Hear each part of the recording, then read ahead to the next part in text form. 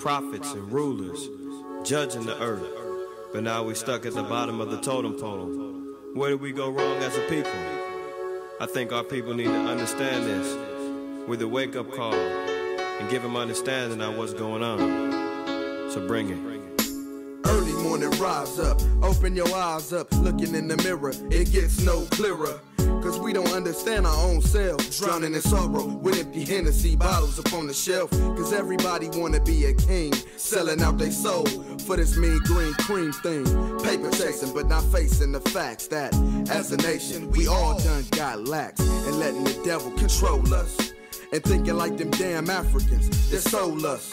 We in captivity because they hold us. Work is hard with heavy burdens on our shoulders. Man, I thought we were some soldiers, but every second that I look, we getting creamed like folk. Okay, so shalom to everybody online. Shalom. Alright, we're already in the middle of class answering questions. We're having some internet problems. But we're online now. So if y'all have any questions, we're going to go ahead and answer questions for a little bit and then go into class. So let's get the link out real quick.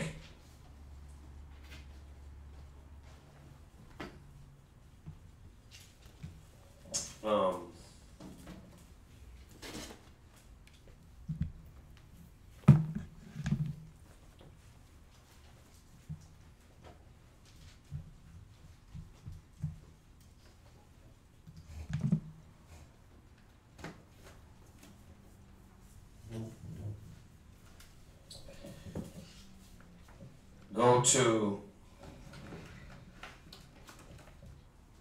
St. John.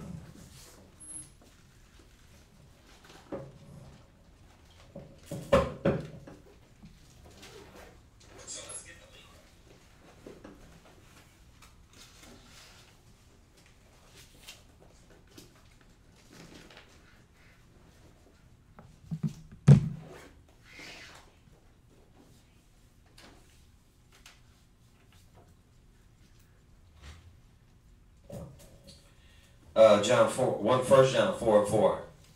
1 John 4 and 4. Go to 1 John 4 verse 4. Okay. 1 John chapter 4 and verse 4. Mm-hmm. Ye are of God, little children, Mm-hmm. and have overcome them. Uh-huh. Because greater is he that is in you Right. than he that is in the world. So, you know, where do you want to start on taking back the thing that is in us? We can start back from the spiritual man, right? Mm-hmm. Knowing that we have to put off the old man, and we're taking back what is really us, because we're not the world, we're not Christians, we're not Baptists, we're not these things, we're not Negroes, we're not Mexicans. So we're taking back us, he that is in us, right? That spiritual man, that spiritual being. That's why it says, just reiterating, and I know you know this, but just going back over it, go to St. Daniel's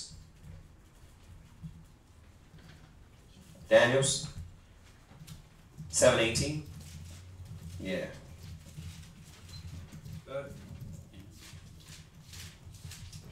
Right? Chapter 7 and verse 18. Yes, sir. Yeah, I'm having a brain farts right here. Go ahead. But the saints of the Most High Uh-huh. shall take the kingdom Right. and possess the kingdom Right. forever, Mm-hmm. even forever and ever. Right. So, once again, don't look here, don't look there. The kingdom of the Most High is within you. Right? So it's not something that's going to be observed until we actually stand on our feet as the exceeding great army. You see that? Yeah. Go ahead, you were saying. Me? Yeah, go ahead. Oh, I didn't say anything, but You were though. I see your brain. You were. I knew you were thinking something. So like the change is happening in us. That's why it doesn't come with observation. Uh-huh. And the thought process, the way of conducting things and handling business and conducting our daily lives is changing. And I just kind of start thinking like the whole, not with observation, almost like in a way that we're creeping up and no one sees that we're creeping up. No. Okay. No, nobody sees this kingdom growing amongst them because they don't understand it. They think it's just supposed to, I guess it is going to happen to them like that, like drop out of nowhere, because it's going to come on them as a thief in the night. But from the scripture perspective, what he's showing us is that, you know, people are not going to see this growth. Right. That's what I said. Yeah. You said it a different way. Yeah. Like it's kind of gradually happening. Yeah. And it's happening in us, and people don't recognize it happening because it's a gradual thing. Well, they're not looking for that. Yeah, they're not looking for it, and it's not just boom in their face. Right. They're not looking for, oh, the kingdom is the black man that put down weed and drugs and dope. They're not thinking, oh, yay, that's the kingdom. Remember where it was said, ye are not the sons of God. In that place it will be said, you're the sons of the Most High. Okay. Right? So they're not looking at us as the kingdom. So why is it going to hit them as a thief in the night? Because they never seen, wait a minute, the growth, like this Israelite movement. Like, it's happening, but people ain't realize it's happening.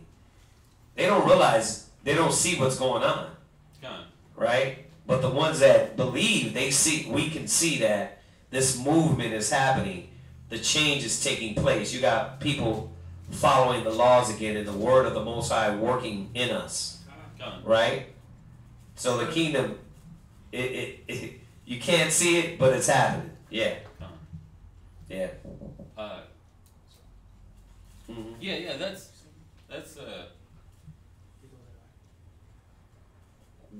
Go ahead. Yeah, that's exactly what how I felt about it. I just wanted to hear more on it. Right. Go ahead. Yeah, that was it. I just wanted to hear more on it to make sure that I was understanding. Where are you going with that? No, go ahead. Go ahead. Tell them where to go. This is Matthew chapter 20 and verse 1. And, you know, just with what you were saying, your statement, because he's talking about the kingdom within us. Because what a lot of people, like you said, they don't see the kingdom actually coming. Right. But those that know, that have this truth, we're the ones building the kingdom. But it starts with us. And that's where a lot of brothers and sisters don't see the necessariness of what is being done. Right. So before you go there, go to 1 Corinthians 6, because this was in my head, but I was like, well, how we gonna lead this for him to get to understand it? You know, but 1 Corinthians 6 and 2. Read that. And then we'll go there, because that's right with your point. 1 Corinthians chapter 6 and verse 2. Do ye not know that the saints shall judge the world? Right, so we're going to judge the world. Go ahead.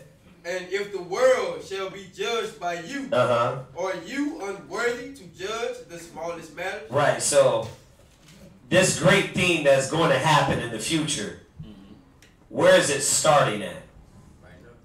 It's starting with the smallest matters.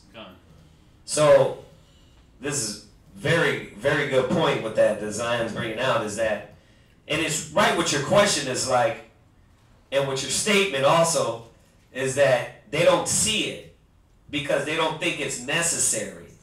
You know, well, what are y'all doing over there? That's not important. Why are you doing that? Well, it starts with the smallest matters, right? Like you said, business, the business of the Most High. We're not talking about worldly business, money business. We're talking about the work of the Most High, the ministry. It starts with that. But being involved in dealing with each other, it starts with that. Communication starts with that. Forgiving starts with that. All these working things that you figure, a lot of people like, well, Why y'all getting together over there? Why is that necessary? Why is the Passover necessary? Why is this gathering necessary? Because this is the smallest matters. It's the most smallest, what you might consider unimportant things. What, like, okay, how is that building the kingdom of the Most High? Well, it's the smallest things that start to build and create the right spirit within you. Right? So we can understand how to deal with these things. Because if I don't know how to deal with my brother, how am I going to know how to judge an angel? Right? It starts with that. People don't see that. It starts with, if I can't forgive, have long suffering, patience, kindness, forbearing one another, right? Where am I going to get the wisdom from on how to deal with angels? So that's why I said it's a real good point. Go ahead, where you going? This is Matthew chapter 20, verse 1. Somebody can get that for me, please? Good. Read that. Matthew chapter 20 and verse 1. Right. For the kingdom of heaven is like unto a man that is an householder. Right. So this is a parable that Christ is dropping about the kingdom of heaven. All right. Read. Which went out early in the morning to hire laborers into his vineyard. So once again, the laborers are us, the saints of the Most High. We are the laborers for the Most High. We're the prisoners. We are the called that he called for his workers. All right. And the vineyard is the world, because we're going out into the world to get the individuals for the kingdom. Once again, like I said, the kingdom is within us. It is. But that's why we're going out teaching others so that they can come in as well. Read. And when he had agreed with the laborers for a penny a day, he sent them into his vineyard. So once again, the Most High gives you what you need. Read. And he went out about the third hour and saw others standing idle in the marketplace. Yeah, so our people, when they're in this world doing nothing, they're standing idle. Once again, we are the ones that have the knowledge and wisdom. We have the secrets of this Bible. We are the gatekeepers to the knowledge of this book. And we're the ones opening it up for the others. But once again, they don't know about the kingdom is near. Like once again, when John the Baptist was on earth, John was like, listen, the kingdom is at hand. Y'all need to get right. Get your mind right. Let's go. Let's come together. Let's get into this work. So once again, the laborers are going out to the vineyard, but to find the idle ones. Once again, we're not doing nothing out there, man. We're either selling drugs, or doing our daily life to have the picket fence. You know, we do vain things to the Most High. But the Most High has hired us to put in some work to give them that knowledge so that the kingdom can come. And I don't want to go through the whole parable, but that's basically what it's mainly about. So, right. I mean, you get that though, right? Yeah. I do. I just wanted. I remember we went over in that class. Yeah. I just remember I wanted more on it, but I didn't want to take the class off. Yeah. No, you know what though? We would put something together on that perspective of it. You know, the workings of it in us, because that's powerful. It's a good question.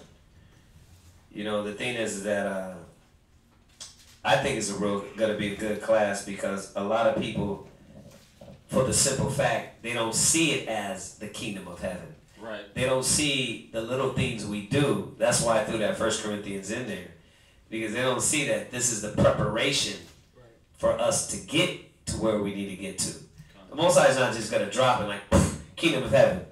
You had to rehearse the righteous acts to get there. You weren't just going to be a person that just made it in. You know, there was something that you had to do to get you to this kingdom of heaven. To rehearse. Yeah. You want to pull out the anatomy? Just on that point. No, hold that. Hold it, because having a class like that in its entirety would be nice for him. Yeah. And then we got a question here. I got another question. Yeah, go ahead. What's your other question before we go on this? It's in Jeremiah chapter 12.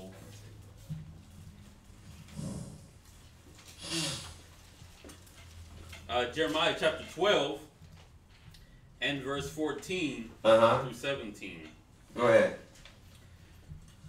Thus said the Lord against my evil neighbors, that touch the inheritance which I caused my people, Israel to inherit. Behold, I will pluck them out of their land, and pluck out the house of Judah from among them.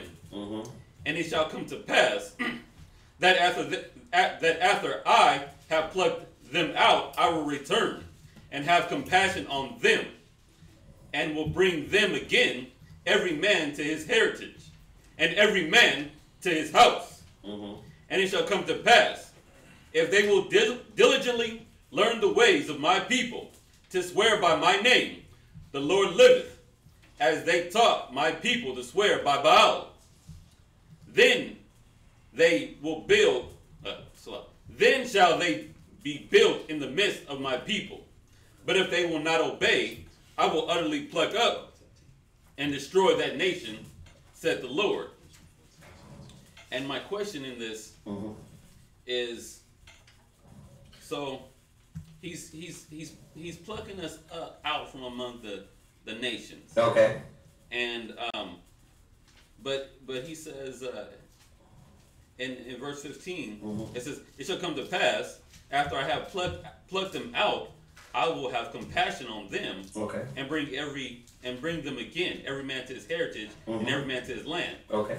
Is he saying he's ripping up the nations and taking us out, and then he's going to restore nations? No, but remember that, think about it. Does that go with what the scripture say? I mean, as an entirety. In his entirety? No, right. So that's why when you think even subjects, topics, it has to go in accordance with what the Bible says. What was going to happen over and over to the nations. So it's just saying that Israel's going to be plucked out of the nations, and we're going to be brought back to our inheritance. Okay. Right. Remember, he's going to set us in our own land, and they shall cleave to the house of Jacob. So all nations are going to come from far. You understand? Come. Right. Unless I'm missing your question. No. Does that make sense? You're on it. Okay. It's just when I hit that part, it just kind of sounds like, okay, he's because in the kingdom, like, there's nations are going to be in different parts of the world, right? Right. And it sounds like, after they went through a humbling process of being ripped down, he says, okay, I'll bring you back, but you got to follow the ways of my people, and if you don't, then you're gonna get cut off. Well, that's true. Now the way you're wording it, that's how I read it. Right, but this is talking about Israel.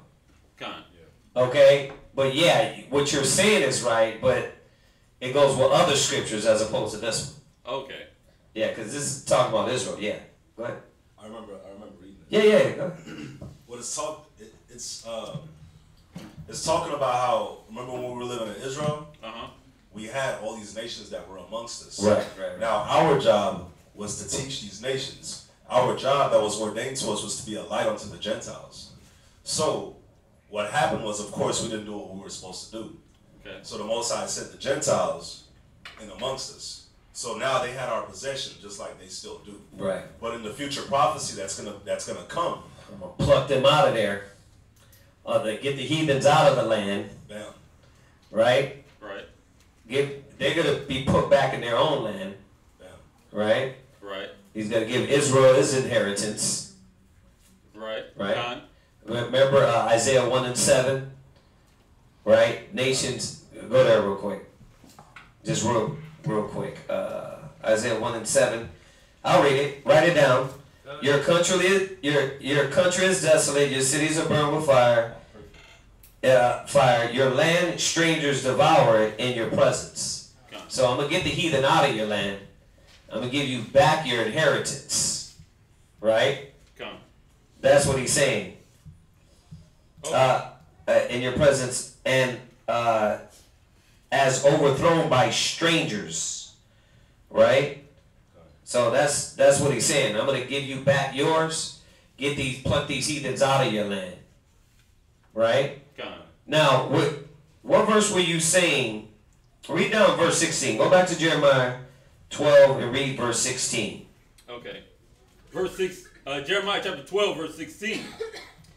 And it shall come to pass, if they will diligently learn the ways of my people, to swear by my name, the Lord liveth, as they taught my people to swear by Baal, then shall they be built in the midst of my people. But if they will not obey, I will utterly pluck up and destroy that nation, said the Lord. Right. That's not saying nothing different than Isaiah 60.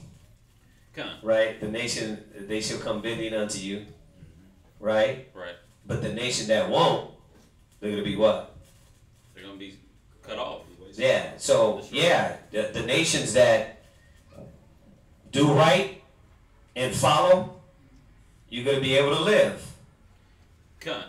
Yeah, right. And that's how I read it. Yeah. And I just wanted to make sure I read it right because, maybe I didn't because where it said he'd have compassion, I was thinking that he was talking about having compassion on the nations and them going back to giving them their spots. But then if they don't do right, then y'all won't have nothing. You guys are going to be cut off. Period. The compassion, you're like saying it, but you're saying it wrong. Right. The compassion is on Israel. It's on Israel. Right? But these nations that don't follow, I'm going to go set you back in your place. But if you don't follow, the Most High is going to destroy you. Isaiah 14, Isaiah 49, their kings shall come bending unto you. Right? And they shall serve you. Right? The nation that doesn't come bending, back to Isaiah 60, shall perish. Right? Yeah. That's all it's saying here. Huh? All right, just wanted to... but if they will not obey, I will utterly pluck up and destroy that nation. Right with Isaiah 60. Goes right with it. Right with Isaiah 60. You want us to read it? No, I'm just making fun of the Bible. Yeah. Isaiah 60 and I know we've been over that. We kind of beat that chapter into brothers and sisters' head.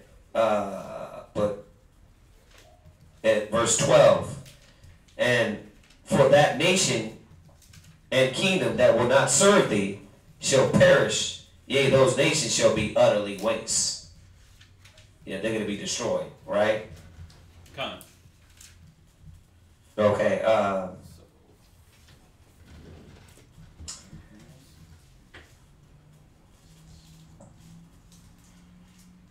You got anything else on that?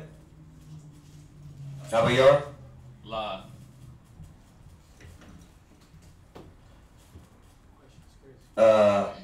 Isaiah 49:22.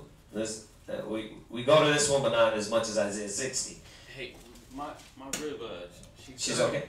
No, I think something's wrong. She said she's going to the emergency room. Okay. She okay? I don't know. Check on her. And just still right what he's saying. He's for the sake of everybody that's listening also. Isaiah 49:22. Read that. Isaiah chapter 49, verse 22. Thus saith the Lord God, behold, I will lift up my hand to the Gentiles, and send up my standard to the people. Go ahead. And they shall bring thy sons in their arms. Right. And thy daughters shall be carried upon their shoulders. Go ahead. And kings shall be thy nursing father. Right. And their queens thy nursing mother. Go ahead. They shall bow down to thee with their face toward the earth. And lick up the dust of thy feet. Right. And thou shalt know that I am the Lord. For they shall not be ashamed that wait for me. Right. So, just right what his question is. He had to leave, but right with his question. All right. So let's go to the next question. What other questions we have on here? Trying to figure this out here. JJ? Right. I'm 17. My Hispanic girlfriend told me she's 8 weeks pregnant. When's the earliest I can flee? What do you mean flee? What do you mean flee? I'm lost. Maybe he does a typo. When you can run? No, I don't think he's saying that. That can't be true. All right. Hello, brother. This is the temple. The temple that is to be built in Jerusalem is us. Reword that. I don't understand what you're saying. Like the physical temple, is it going to be for us? Yes. When we get the nations out of there. All right. I'm not sure what your question is on that.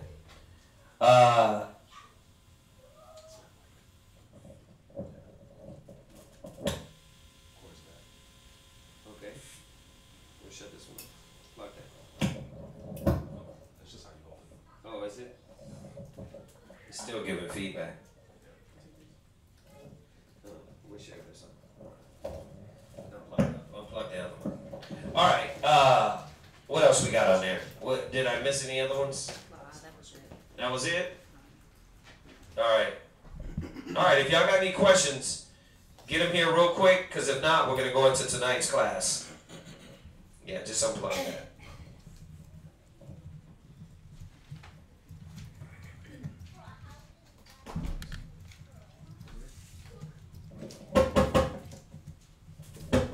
You unplug the wrong one?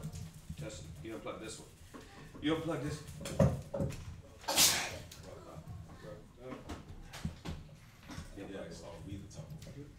Oh, are we the temple?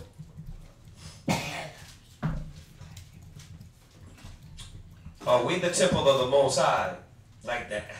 Yes, we're the temple, but the spiritual temple, right? We're not the physical temple. We're the spiritual temple of the Most High. So get that scripture real quick. It's 1 Corinthians chapter 3, verse 16. Yeah, somebody get that. And then you got 1 Corinthians chapter 6, verse 19. Yeah. 1 Corinthians chapter 3 and verse 16. 1 Corinthians 3 and 16. Read that. Know ye not that ye are the temple of God? Right. So yeah, we're the spiritual temple because let me word it this way. You should be the temple of God. Why? Because you're supposed to let righteousness dwell in your house. Okay? So we should be the temple of God, like Paul's saying, but you got to let righteousness dwell in you. Go ahead.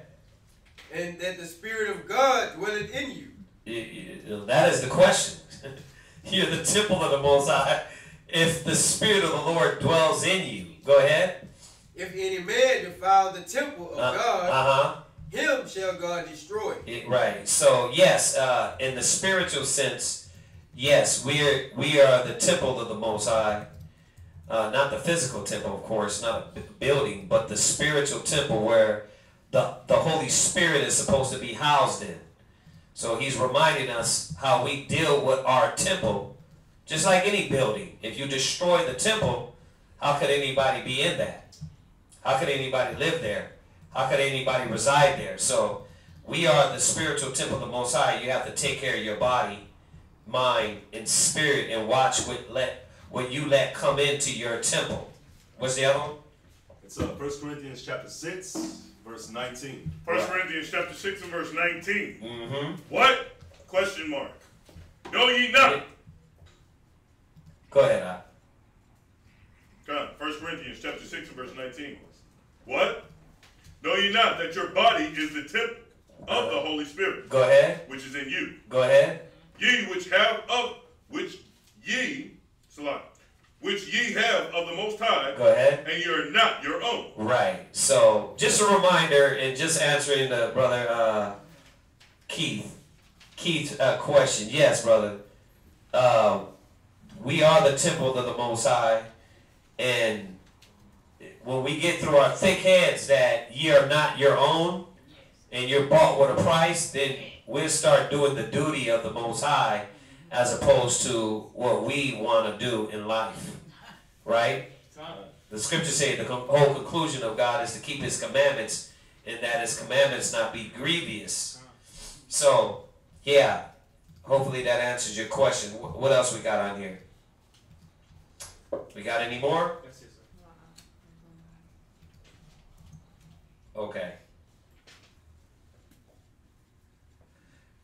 All right. right, we'll wait a few seconds to get any other questions. And y'all don't, nobody has any questions? No? Sis? All right, yeah. Well, I got one. I'm asking for spiritual advice because it's some just everyday stuff. Right. You have a real, but you're not residing with each other. And then you find out that now she's pregnant. like how I deal with something like that. Okay, you got a rib, but she's not around you. Right? And she ended up being pregnant. So could the pregnancy happen? It's possible. You know what I'm saying? But well, you gotta. That's what you need to find out. It depends on why she's not with you. It's just is it because that's what y'all set up, or is it because there's some disgruntled things going on there? You see what I'm saying? So that's how you would have to judge it. You would have to judge it according to its circumstance. So if me and my rib was arguing and we're going at each other and she's like, well, I'm moving out, and then she ends up being pregnant, well, look at the circumstance. She ended up moving out and being by herself and pregnant now. I'm going to ask questions. But if I say, hey, listen, go stay over here with this brother so we can pay bills, right? Or stay with your family so we can conserve some money for this amount of time to buy this house, then I might not question it. Depends the circumstance, right? So we got to know, to judge correctly, we would have to know the circumstance to be able to say, well, you might want to check that. You might want to figure out, and I guess the individual that's asking you the question, that's what they have to ask themselves. Well, what circumstance is it? Then based off that, obviously say, wait a minute, there's something wrong here, right? Yeah. What else you got on that? It seems like there's some more. No, that's it?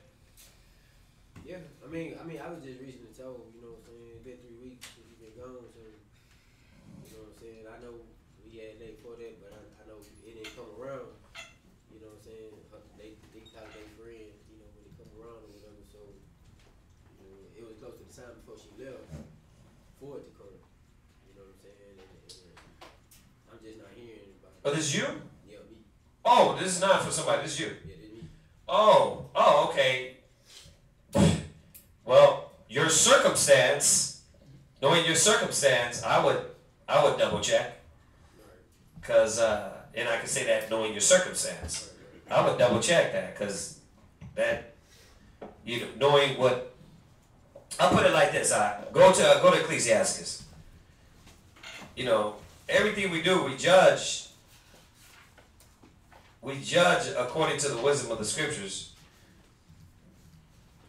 And this ain't meaning that you gotta cast stones and you gotta accuse and all that stuff, but you're gonna be a wise man. You're not gonna be a fool, right? She can't come back and be like these cats think that the Holy Spirit impregnated me. Nigga, please. Some man laid down with you. But go to Ecclesiastes. Let me see.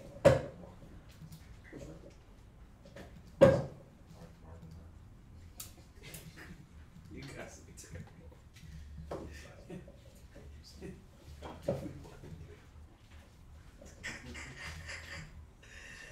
Oh man, I'm just messing with y'all, man. Go to Ecclesiastes 26 and 11. Ecclesiastes 26 and 11. Go read 9 or 8 or 7. Hold on a minute. Read 6. Ecclesiastes 26 and 6. Go ahead. Give me a comment. You got it? Ecclesiastes chapter 26 and verse 6. And the brother's asking, the brother's asking, he's dealing with a situation, his rib is pregnant, how should he deal with this when they're having a little, they're not in the same house right now. So I know some of them don't, a lot of times they don't be hearing online what y'all be asking, so I'm just repeating that. So read that. Done. Mm-hmm. Verse 6. We still got to get a mic out there, man. We need to get a long cord so we can get a mic so when they ask, they can hear them online. It's just, they can be, you know, the people online sometimes don't hear what people are saying. Go ahead. Verse 6. Uh-huh. But a grief of heart and sorrow is a woman that is jealous over another woman. Okay, I'm sorry, not that one. Go to 7. Verse 7. Uh-huh. An evil wife is a yoke shaken to and fro. Right, so depending on your circumstance, like, is this you got to know your wife. If she's a woman that you got to argue with about everything, if she's a woman that you have to constantly second question what she's doing and she's not offering up that information, because it's supposed to be bound in the heart of your wife to be courteous and considerate, to say, listen, hey, I'm going to go stay over here with such and such. I'm just letting you know. She's got to know how to cover her tracks to be able to, you know that she's not, she won't give off the perception that she's a harlot. You know what I mean? Look at this guy, man. I ain't seen you in years, bro. Shalom, brother. How you doing? Shalom. You know what I mean? So, every man, she should be doing that, right? If she's hiding her Facebook and hiding all her passwords and keep her phone locked, I mean, why are you doing all that? Like, why you gotta hide anything from me? You know what I mean? We Israelites, we not niggas in the hood. You know what I mean? And there should be none of that. I should be able to go on your phone, see who's texting you, if that's the case. But, you know, are you giving me that mind to double check you? You know what I mean? For the most part, you wouldn't have to do that. Like, for the most part, I'm not looking at my ribs phone. I don't have no reason to second question or guess if she's being adulterous or if she's entertaining another man.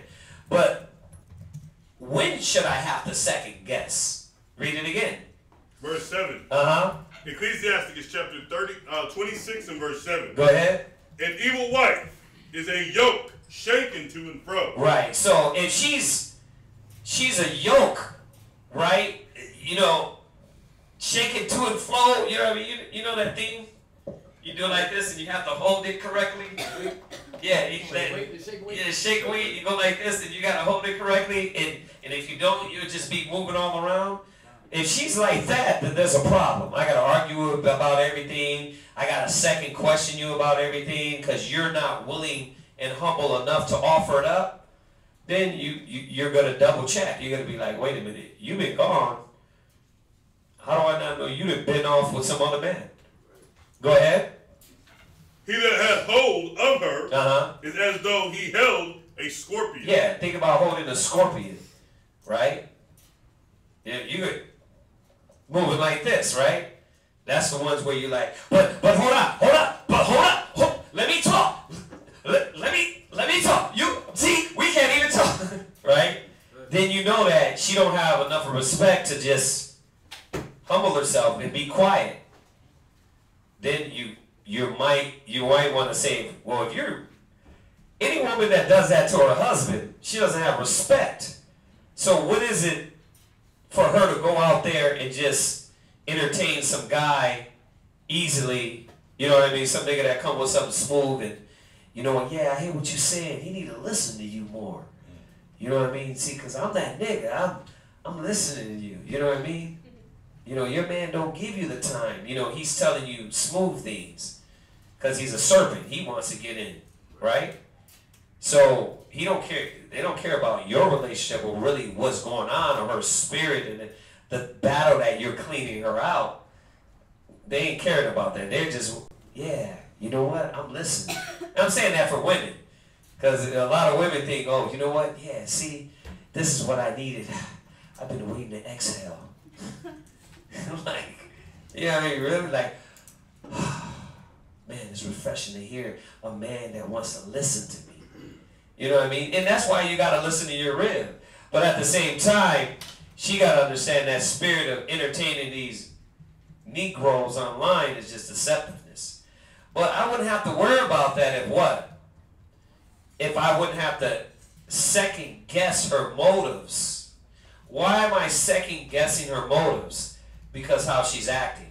She's arguing with me about everything. She's disgruntled about everything. She wants to fight with me about everything. But like you know, like it said, you know, but you'll listen to Uncle this and Auntie that, and but then when I come, think about it. If a woman don't got respect for you, if you got to fight and argue with respect for a woman, then that's not your woman. You know what I mean? Think about it. Somebody in love, you don't have to do that. Somebody that loves you, they're like, she ain't like fighting like, this is hard. I gotta really go out of the way to have simple, basic humanity and respect for you. That ain't love. Love is knowing that, okay, let me be gentle and kind towards him, and let me be respectful because I want you to know that I'm yours, right? I mean, y'all see all the TV, googly-eyed stuff, right? Right. What? Because I used to ask myself and kind of question, like, sometimes it feel like a curse, because it seems like for some reason, like when I make up my mind to be like done with something, or done with a woman, you know what I'm saying? Them be the ones that always, you know, pregnant. And it's always after, you know what I'm saying? Now, it's serious. All my kids been the same way. Now, Jeremiah, I'm going to say this based on, we know you, know them that labor amongst you. It is a curse. Because when you don't listen to wisdom, it come back and haunt you. You know what I mean? Lord, I'll put it like this. Pray it ain't so. But how many times we tell brothers, hey, don't do this. They go out and do it, and then it's like, damn, I'm caught out there. You know what I mean? Now you have to what? Deal with the repercussions. Are you the only brother? No. We've told other brothers, hey, before you lay with this woman, first of all, one, put a condom on. There should be no reason that you hitting this without a condom. Two, before you even hit it, get to know the woman. You can't know a woman within a week's time, within a month's time. You need months. So, it sucks, but that's the repercussions. You know what I mean? But back to your question. Go ahead, read on. Con. Verse 8. A drunken woman and a gatherer abroad causeth great anger. What? Causeth great anger. Okay, read it from the top. Okay. A drunken woman. Right. And a gatherer abroad. Yeah, if she's drunk, if she's always out and about, what you doing? Oh, I'm just doing this with this person's like, right? You're doing everything except what I need you to do. And I said that the other night. That's how it goes. There you go. So, I mean, answering your question, you knew this, but for the question's sake, is that you got to determine it according to this. Right. If she's a gatherer abroad, hell yeah, I'm asking. I'm like, I don't know where you was. Right. You don't respect me. You ain't giving me, like, don't come to me with that's mine. Right? But then again, nowadays, I would definitely watch what I deal with way ahead of time, especially us that have made the same mistake over and over again with the wrong women. You gotta learn from your mistakes. You gotta learn from your mistakes. That's all of us. Yeah. You don't know it's gonna be a mistake in the beginning because you don't be, you know what I'm saying, really be. I did.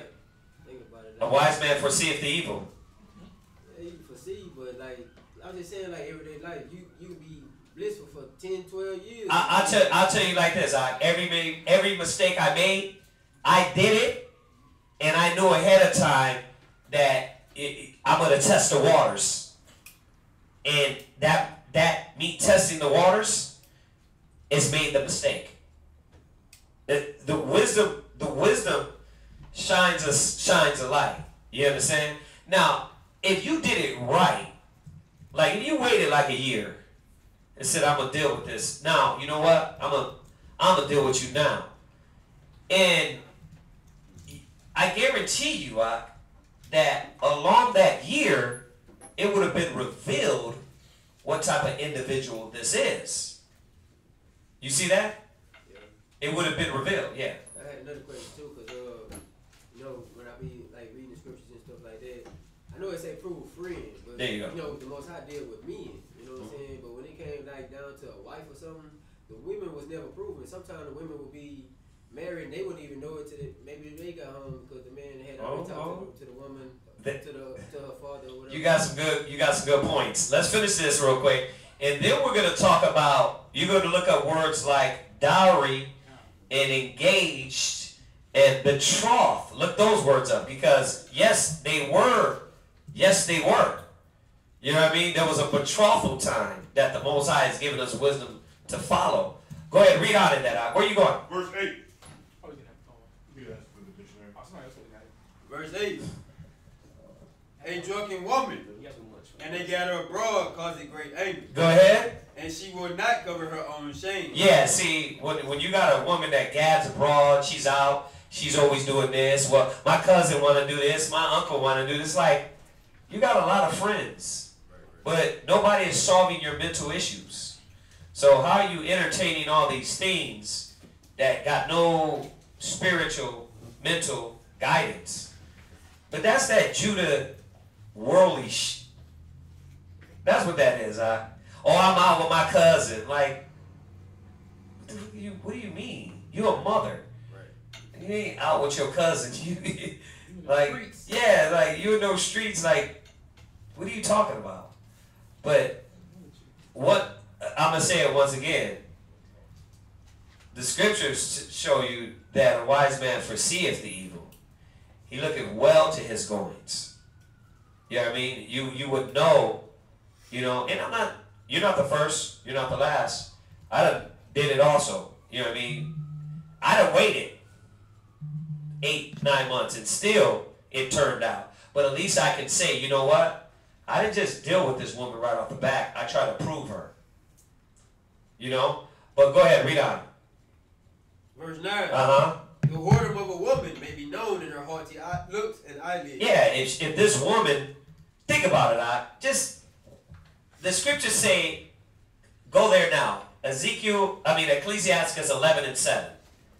Hold that where you're at, Ecclesiastes 11 and 7, right? Yes, sir.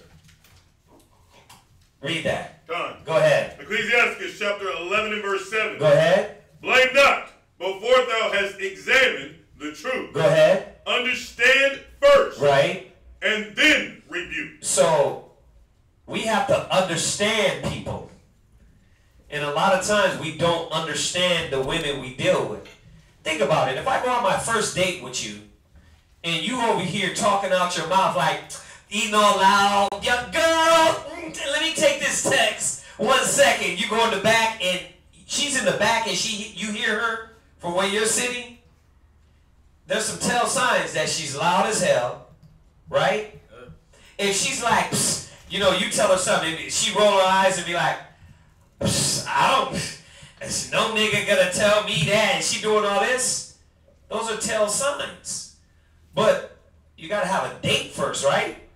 You can't, you know what I mean? The only ones you really slept with on the first night, even in the world, was most likely chicks you weren't gonna call back. They don't get no respect.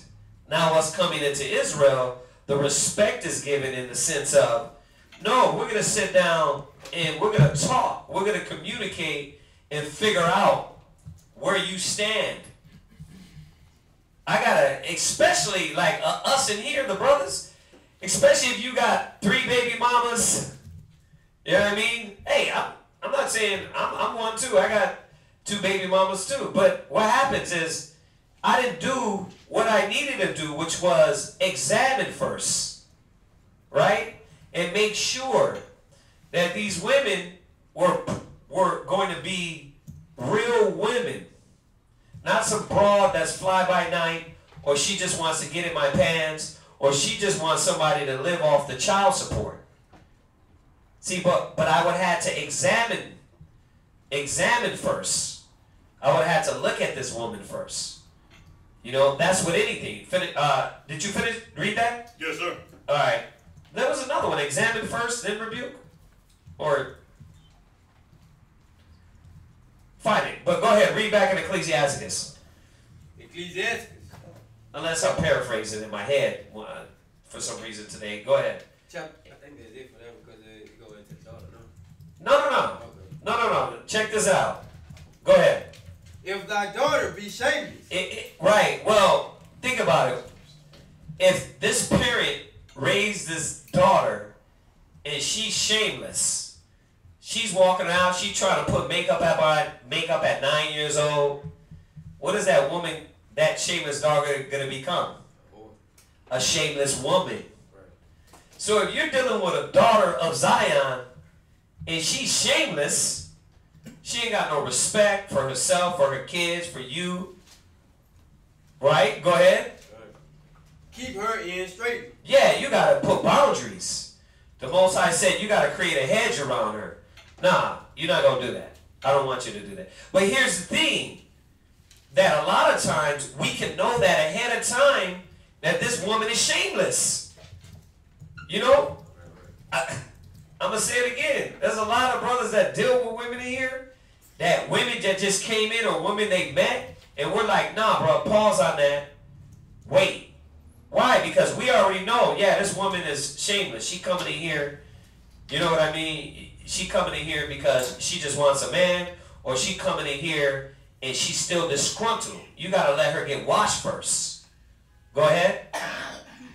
Lest she abuse herself through overmuch liberty. Yeah, you see that? So if you got this woman that's a gatter abroad, or she's abusing herself with overmuch liberty and she don't have no respect, she's coming in, she not telling you, yeah, hey, I'm on my way. She just like pop in and pop out. This woman is shameless. Go ahead. Watch over an impudent eye. Say, you got to watch over an impudent eye. What is impudent? Like that old evil eye that be giving. No, it's deeper than that. It's deeper. Watch. Impudent. Look it up. Read on. And marvel not if she trespass against thee. And that's the point I wanted to get to, is that, yeah, you have to ask if all of these qualities are there.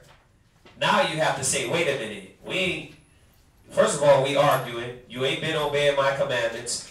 You double-minded. You listen to everybody else but me. You disgruntled. Yes, I'm going to ask, wait a minute, who baby that?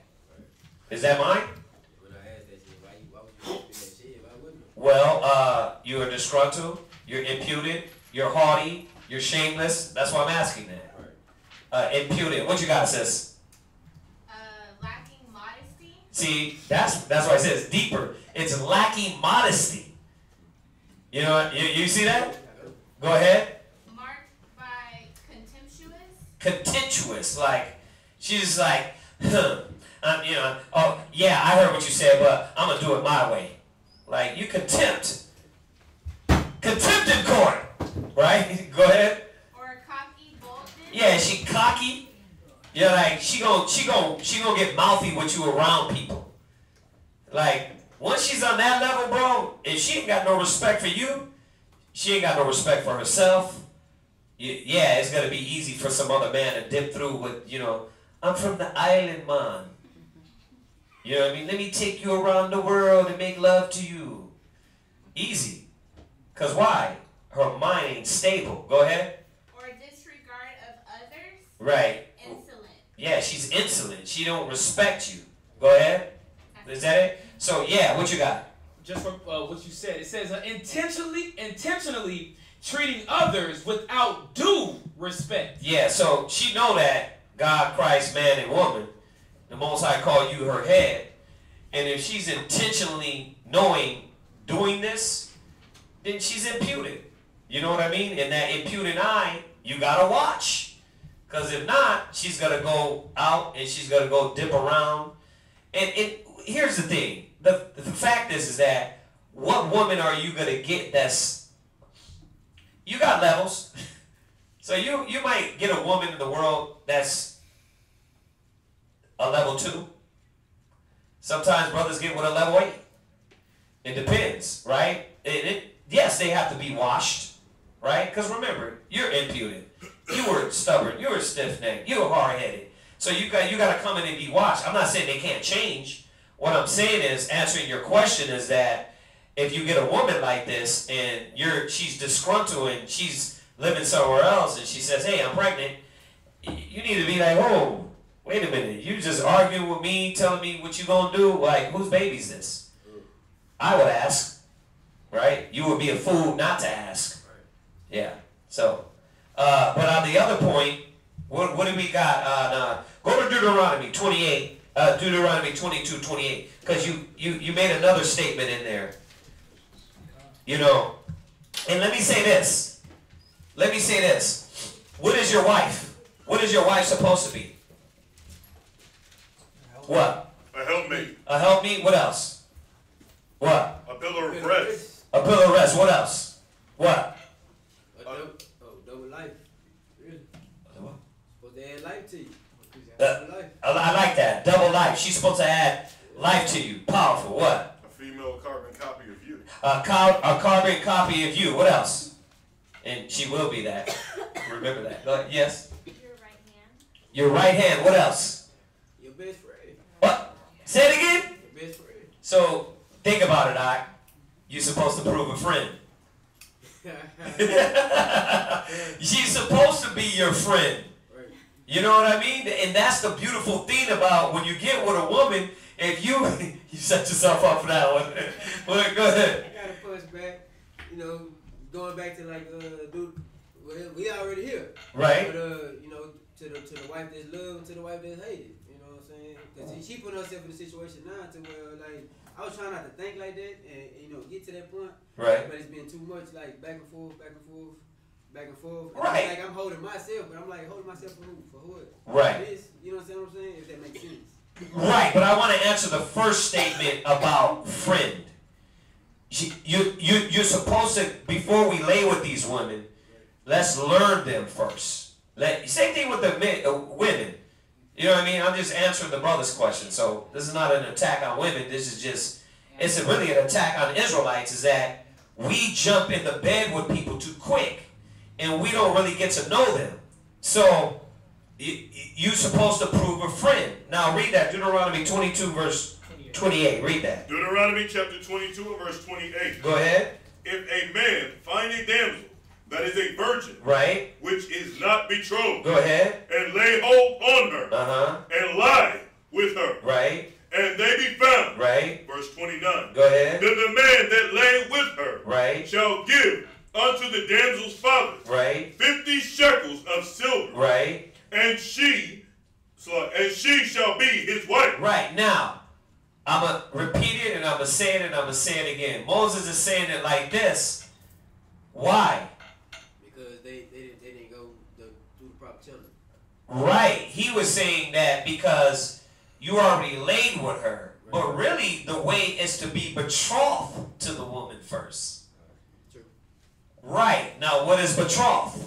Engaged. What you got? Betrothed. Betrothed. Uh-huh. Come on. Betrothed is contracted for a future marriage. There you go. You're supposed to be contracted for a future marriage. You know, this is before you lay with her. You were supposed to be betrothed. Mary was betrothed to Joseph. So, and then they end up doing the thing, right? Okay. And she was found with child before they actually did the ceremony, right? But the point is that there was supposed to be a betrothal time. I gotta, hey, how you doing? Remember that? I know most of our generation don't. But remember back in the days when they used to date? Hey, let's go to dinner. Hey, all right, cool. Third date. Cool. Now it's like, third date, do I get to hit it? It's like, no. Let's go. It's like, what's the one, 100 Dates or those movies? Like, yeah, 50 First Dates. Like, that's what us is like, you know what I mean? Ooh, it's the second time I'm taking her Mickey D's. Nigga, I'm finna get, it's like, 2 dates? No, you're supposed to take time. And then you would know, that I know sisters would know, you're not compatible.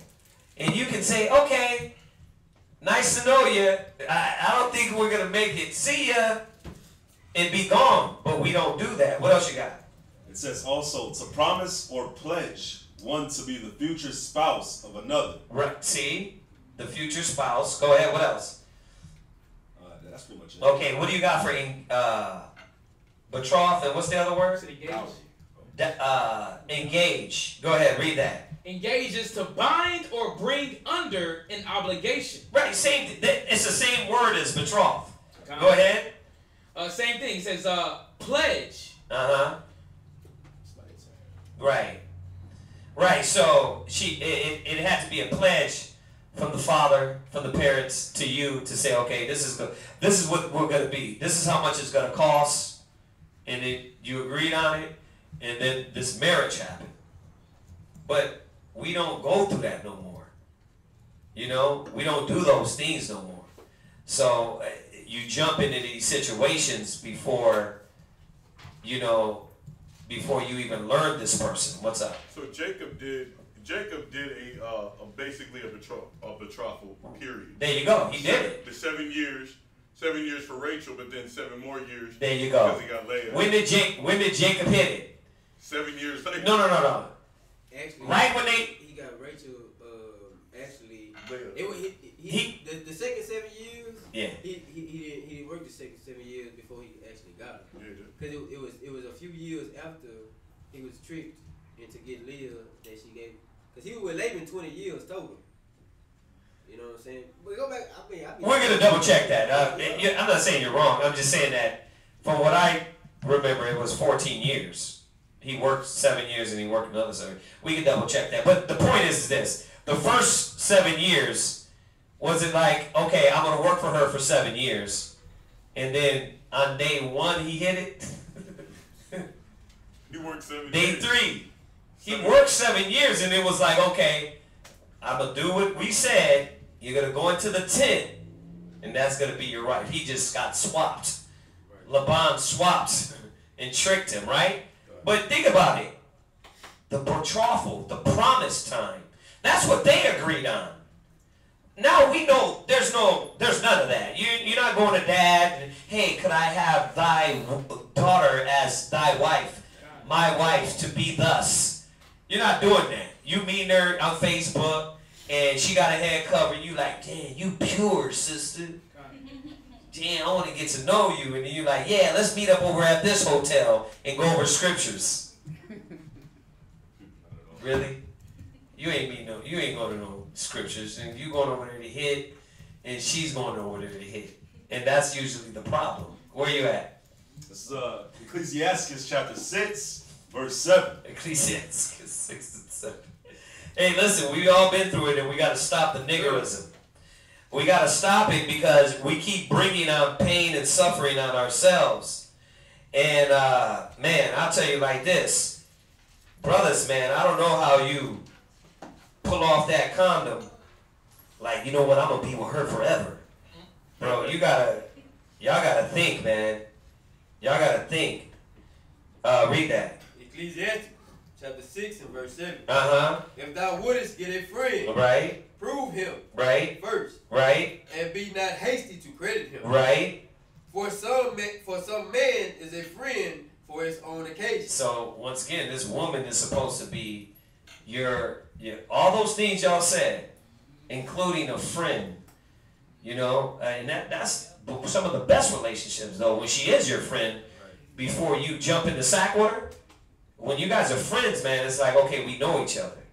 You know, sometimes if it goes too far, it's like, dang, we're better friends than destroying this relationship. You know, so you got to prove her. You were supposed to prove her and know what type of, what she wants. Does she want money? Is she about the spirit? Right? Does she want another baby daddy? Because 3 different baby daddies paying 3 different child supports. I don't really have to work. That's what they doing on TV. All these chicks is just popping off with a basketball player and I don't got to work. He's giving me $50,000 a month. He's giving me $50,000 a month. And he's giving me $50,000 a month. That's $150,000. A month. Oh, and they getting salty over it too. You know, these basketball players are, they lucky it's not a lot of white basketball players. Because you know white people, they don't play that. They'll kill you. Like, go to the forensic files on CNN. I mean, HLN, right? It's all Esau killing them. I didn't want to pay. child support. I didn't want to do this. I didn't, you know. So, but Judah's paying it out, and these women are knowing. So read on. For verse 8. Uh-huh. For some man is a friend for his own occasion. Yeah, some men is a friend for his own. Some women are a friend for their own occasion. They only want something. Listen, some women didn't have companionship or abuse, and the only way they can feel that way to feel wanted is getting with a man. And then when they get with a man, there's so much missing from this woman.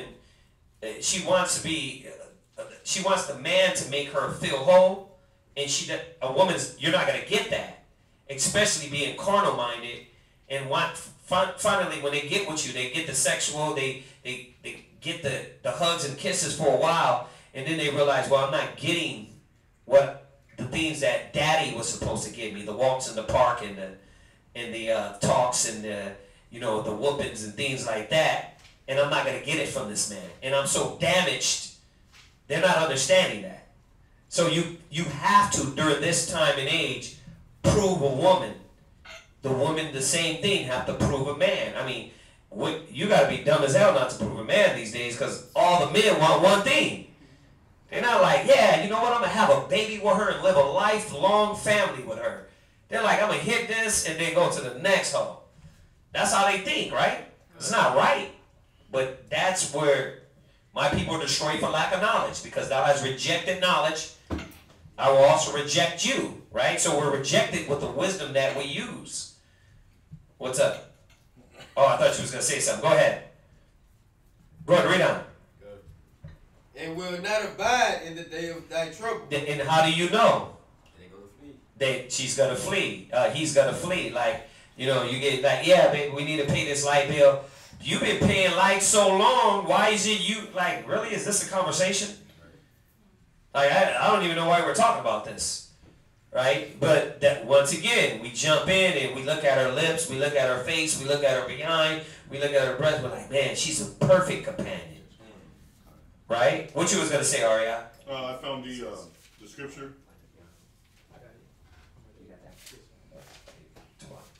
What scripture? About Jacob, Israel. So he did work 7 years and 7 years. 7 years and 7 years. You can read about that in Genesis chapter 29, verse 16 through 30. Right. So it was 7 years and 7 complete years. 14, Okay. 14 All right, we'll go over that. That's going to change the whole subject. We're going to switch to a whole subject, Jeremiah. We'll go over that after if we have to. All right? What's up? Oh, also I had a scripture pertaining to what you were talking about. Okay. It was Ecclesiastes chapter 25, verse 21. Uh-huh. It says, stumble not at the beauty of a woman, and desire her not for pleasure. Right, because think about it.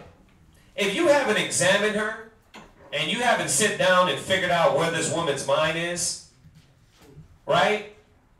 Then really, what do you get with her for? Pleasure. Think about it. Let's be real. Stop acting like it only takes a week or two to examine people. Man, people's flaws. I've been in 15-year relationships. That's what my relationships are right now. 15 and 13. Right? 2 relationships. You know what that means? That means that a lot of the ugly stuff starts coming out around the 10-year period. You know what I mean? Oh, he leaves his socks around. He's a burper. He farts in his sleep. You know what I mean? He chews loud. You know what I mean? You know what I mean? He smells like hot dog water. What? Like, damn, what happened to all the oils? Nothing. Nothing. The steak that's coming from my armpits, that overrides it. So, was that it on there? Yeah. Oh, yeah. All right. Where you at? Read that. Where are we at? Ecclesiastes chapter 19, verse 4. Go ahead, read that. Ecclesiastes chapter 19 and verse 4. Go ahead. He that is hasty to give credit is like-minded. Right. He that is what? He that is hasty to give credit is like-minded. Yeah, meaning you give credit too quickly. And that's in everything, man. We don't prove our spouses like we should. Yeah. Because, I mean, it's not just about the time that you spend with them. Yeah. It's like, what is that time like beneficial? Is that time that you're spending actually efficient? Are you actually digging into that person? Well, set you up, but are you actually like digging into that person to see what have you been through? Yeah. What have you been going through? What was your childhood like? Yeah. What was your personal? What was your other relationships? I'm gonna tell brothers right now. If she hasn't spilled to you how many guys she slept with, I mean, really, then you don't really know the deep down themes of this woman. You just barely, because that's just the surface. The surface is, I want to know how many guys you've been with. That's the surface. Recount. You know what I mean? Not the, 2. No, not 2. I'm talking about the orgies. I'm talking about when they ran that train on you. I'm talking about all that. I want to know how filthy your spirit is, and I want you to know how filthy it is, so you can realize why you need this word. You got to know that about your woman. You know what I mean? Because that's the only thing that's going to humble her and show her that now she's invested in you. You know, a lot of these women, they don't want to spill their spirit because really the husband don't know how to go into their spirit. So we can't be quick and hasty to credit. That's in anything. You know what I mean? We do that a lot in humanity. We trust a lot. And sometimes it's narrow-minded. It's narrow-minded. All right? So where are we at right now? With the other scripture? All right, let's go there, and then we'll go to the one I asked for. And then we'll get this question out of the way. This is Tobit chapter 8 and verse 7. Tobit chapter 8 and verse 7. And this is just right along with it, man, because it's showing through the Bible how righteous men deal. Once again, we're not quick to make moves, quick to make decisions. But this is the mind of what Tobit was in. Read that. Time. Tobit chapter 8 and verse 7. Go up to verse 6. Verse 6. Go ahead, read. God, thou madest Adam and gave him Eve, right, his wife, for an helper. For a helper, go ahead. Instead of them came mankind. Read. Thou hast said, it is not good that man should be alone. Right. Let us make unto him an aid. Right, and that goes back to the help me. That when you got in a conversation, you had dinner talk with this woman. Does she know that you're finding it? You want to look for an aid, a help me. That you're not looking for somebody that I'm looking for your looks and I'm falling over you for your lusts. Does she know that I'm a Hebrew Israelite man and you know what? I'm looking for a woman that's going to ride or die with me to the kingdom. Go ahead. An aid like unto himself. An aid like unto himself. Right? Come. Go ahead. Verse 7. And now, O Lord, I take not this, my sister, for lust. Right. I take not my sister for lust.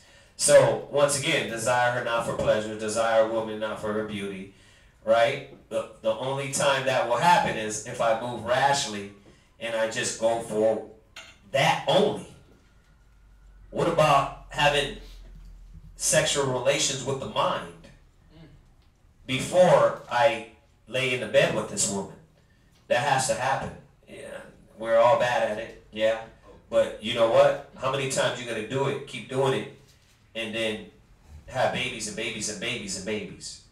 That's why I always tell young brothers now, give her the year.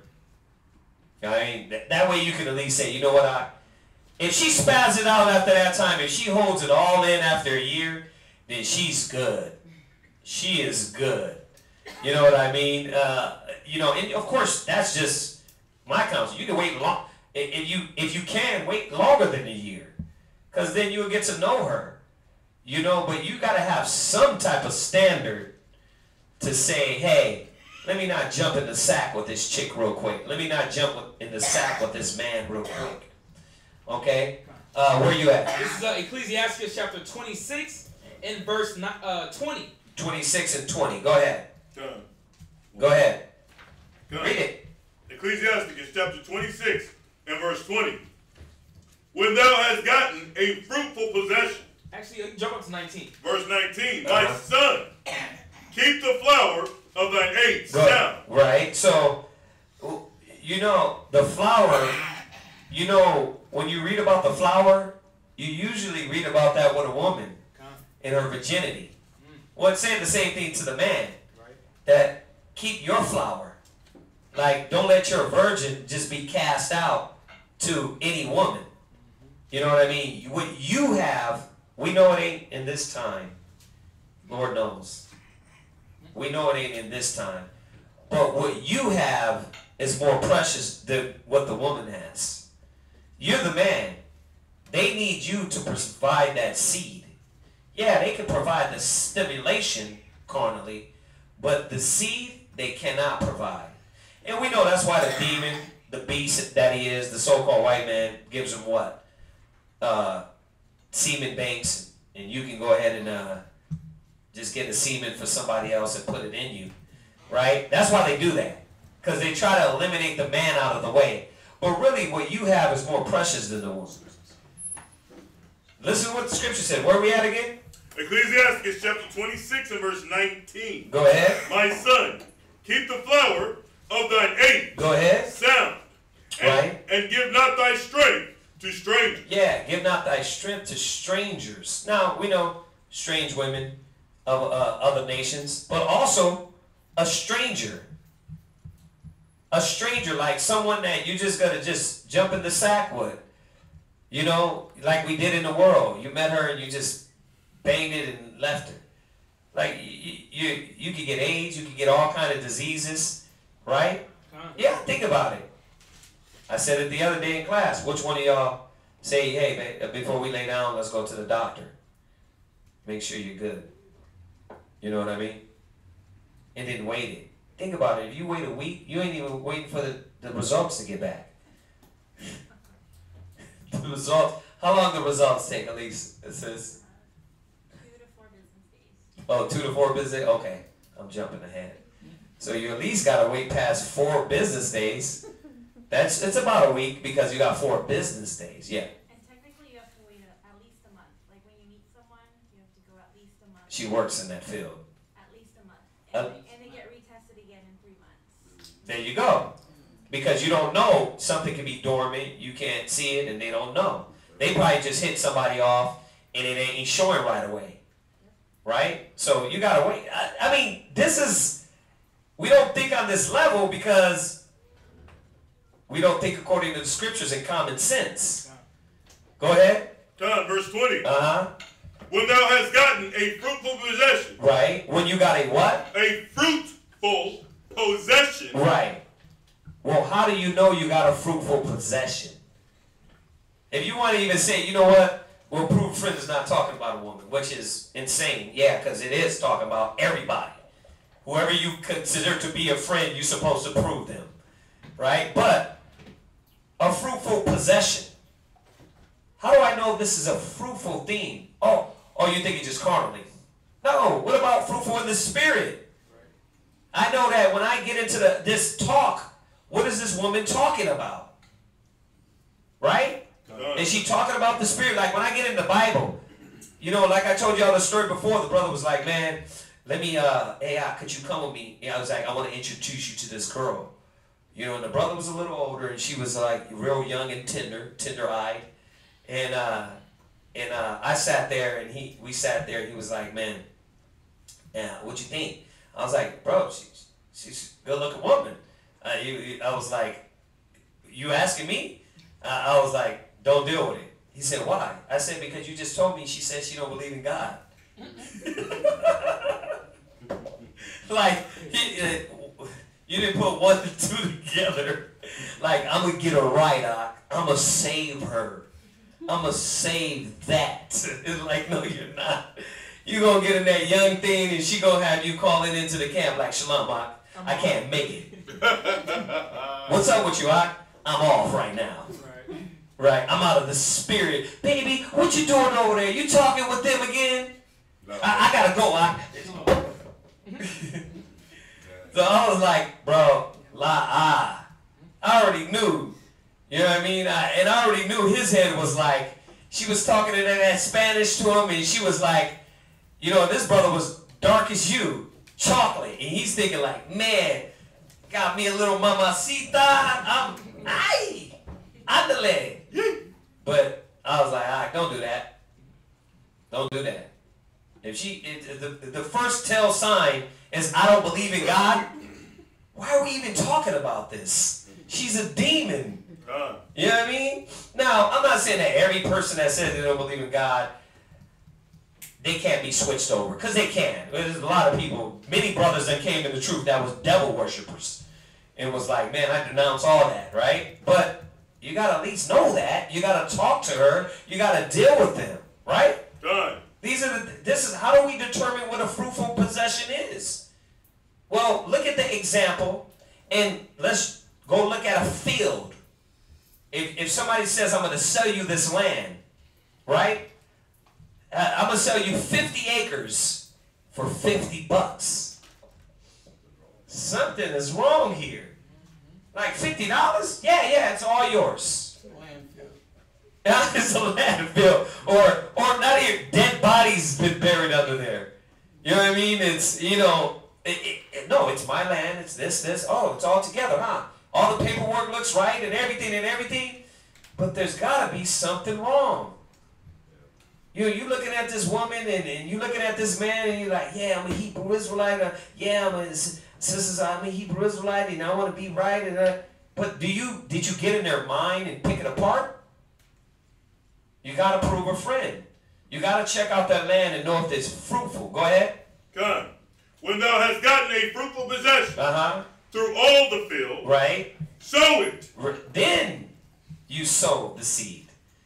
Go ahead. With thine own seed. Yeah, then you drop your seed. Go ahead. Trusting in the goodness of thy stock. Right, then, but we have to make sure it's a fruitful possession. Yeah. You got one more? All right. So, you know, the thing is I mean, we can go to all the rash scriptures. Doing nothing rashly. Doing nothing without advice. Right? So, when does all those scriptures come into play? It comes in every time we're finna make a move. Whether it's business, whether it's spiritual. Yeah, in everything we do, you're supposed to sit down and get it. Get the scripture. We got to go to the New Testament on this one. I mean, if you want to call this relation advice from the scriptures, then call it that. Read that.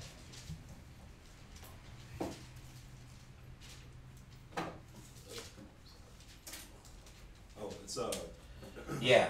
Luke chapter 14 and verse 28. Right. Luke what? Chapter 14 verse 28. Go ahead. Luke chapter 14 and verse 28. For which of you intending to build a tower? Right. Now, what are you doing with your wife? What are you doing with a woman? Unless you're just a piece of meat, you're looking to build. Build a family, build a household, build the nation. Con? Go ahead. Sitteth not down first. You do not what? Sitteth down first. Yeah, you're supposed to sit down with them first and converse and talk and prick the heart. Go ahead. And counteth the cost. And do what? Counted the cost. You got to count the cost in these relationships. You got to know, do I want to go long term? Or is this going to be a man that's going to have my baby? This is going to be a woman that has my baby, and then we're going to end up separating 8-9 years from now. Go ahead. Whether we have sufficient to finish it. Yeah. Do you both have sufficient to finish it? Well, what is the sufficiency? What? Like the patience and long suffering? No. Think about it in a relationship. Before I even enter in this relationship, how do I know we're going to be sufficient to do this relationship? Are we compatible? And what's the first way? Can two walk together? At least they be agreed. God. That's the first way. And that's how we analyze. Like, let me get in this chick's mind. Yeah, I believe in the Bible. I'm a Hebrew Israelite. I ain't all about that Bible stuff. But anyway, so when you be going to the gym, she want to hear about you, your hair, your body, and all that. She's carnal, right? But when you start to get into Bible talk, they like talk about something else. They change the subject, right? I thought you said you was about the Bible. You was a Christian. I don't want to hear all that Bible stuff. It'd be like, and then they would you and be about the Bible, and then what? Then they switch. You would have known if you would have count the costs. All right? All right, so, I mean, you get that. You've heard those scriptures before. But you know what, though? We gotta practice them. Watch, I'm going to show you one more scripture, too. And this is going to be a cut to all of us, okay? Go back to Ecclesiastes. We were just there. Yeah, go back to 26. Go to Ecclesiastes 26 and verse 23. Gone. Read that. Ecclesiastes chapter 26 and verse 23. Go ahead. A wicked woman is given as a portion to a wicked man. Now I know you're thinking, well, Dan, if she's off, you got to understand it like this. There's levels and tiers. The Most High is always trying to show you something through her. So when we deal with these women and they be out of the spirit, the scriptures, a man will cleave to his what? His liking. His liking. So what am I liking out there that's calling to me this type of individual, this type of woman? So I know when y'all read that, you think automatically, well, then I'm wicked. No. Calm down. What it's saying is that the things you like are going to be attracted to you. So you got to watch how you're getting involved with these things and what your intentions are. And you know, if you move at them at a slow pace and you start dealing with your relationships on a slow pace before you dive in, you'll be able to examine that. That, damn, I was finna get in this. Wow. You know, damn, now I know.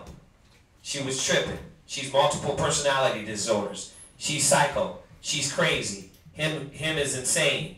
Or him, I mean, just, it don't have to be nothing insane. It could be just like, the guy, he's too hard. Right? Or the guy is too, he's too demanding. Right? And I'm talking about carnally. Right? Not spiritually, but carnally. Like, you know what? He's you get men that are that they think you're cheating when you're not. Insecure. That's the word. Insecure. Like we just met and you're already like trying to check my phone and you following me and you checking my Instagram and Facebook. Like you would have knew that if you would have sat down and talked with him, but you didn't. So now you got who on your hand? Stalker. Crazy and deranged, right? That you got a stalker, but you would have knew that. So it's showing you, if you said it yourself, like, damn, I keep getting, that's what we had to do. Damn, this individual, we're dealing with these individuals. What is happening? Well, you got to examine yourself to be able to say, my decision making, what I'm doing, and how I'm calling, what am I pulling to me? You know, a lot of times, man, brothers need to sit back. You can take counsel. A lot of times, most of the time, you got to pray and you got to move with wisdom of the Most High. You know, and then the Most High sends you a woman that is humble enough. Not saying she's not going to need work. Not saying she's not going to have problems. But you will. It would be more to what you want. And then most of all, when a man's ways please the Most High, he will even make his enemies be at peace with him. So there's a lot of things in there that ways we can connect with the Spirit of the Most High in dealing in relationships, but we got to be on point first.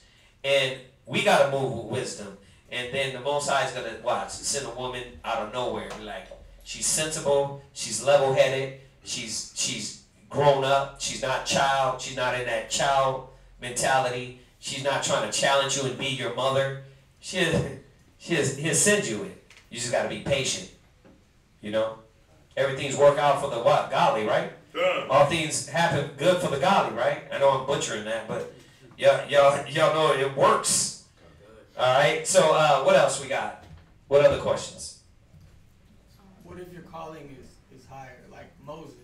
Yeah. You know, he was married or with his wife, and he had to leave her and his son to go do what he had to do. Right. Well, Moses came back. He came back and got them. You read the story? Yeah, Remember when Moses, he went to Jethro and his wife was there. So he ended up going back, but he ended up leaving that first to go check Pharaoh. You see what I'm saying? But your question is still valid. When we go out in the world, the first thing that we have is a mission. You know, I have wives, but at the same time, they know if I have to go to this other state or other country, I'm going to be over there for 5 or 6 months. I'll be back, though. Once again, you got to have a like-minded woman to know, okay, you're going over there to do the work of the Most High. Let me not.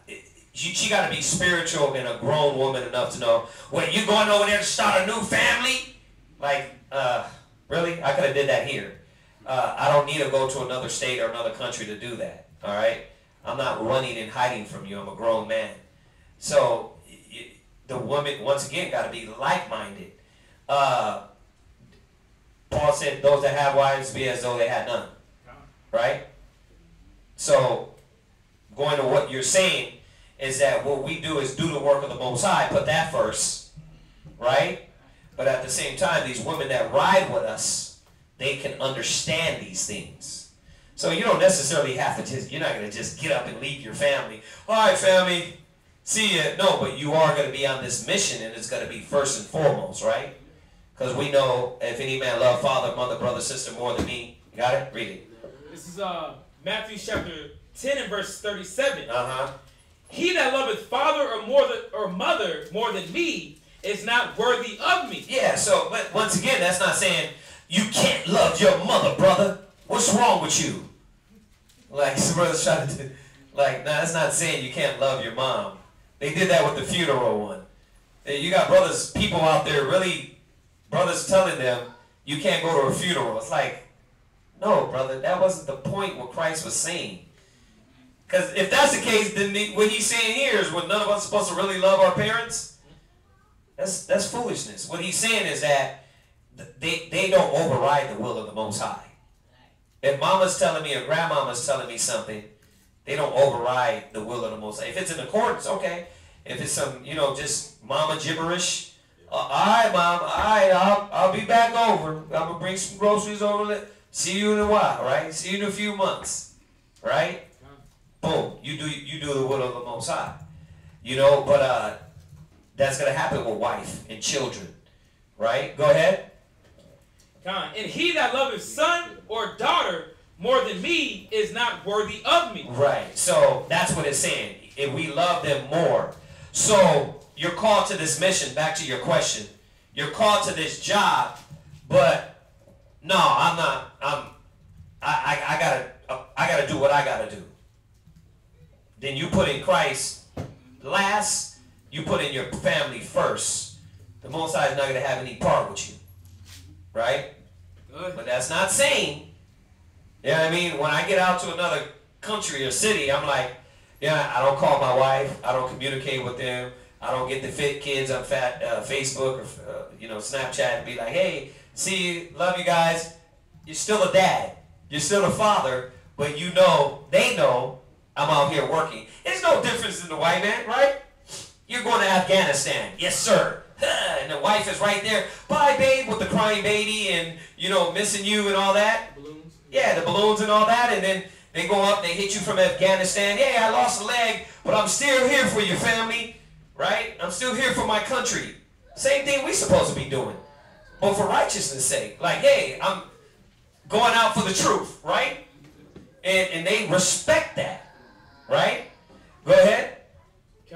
Verse 38. Go ahead. And he that taketh not his cross and follow after me, right, is not worthy of me. So it's not saying we can't have families. This is not the Catholic Church, where you can't have a wife. The scriptures, you can have wives, you can have kids. But you have to understand who comes last. Yeah. You come last. Your family comes before you, right? The Most High comes first. So it's just prioritizing things correctly in your life.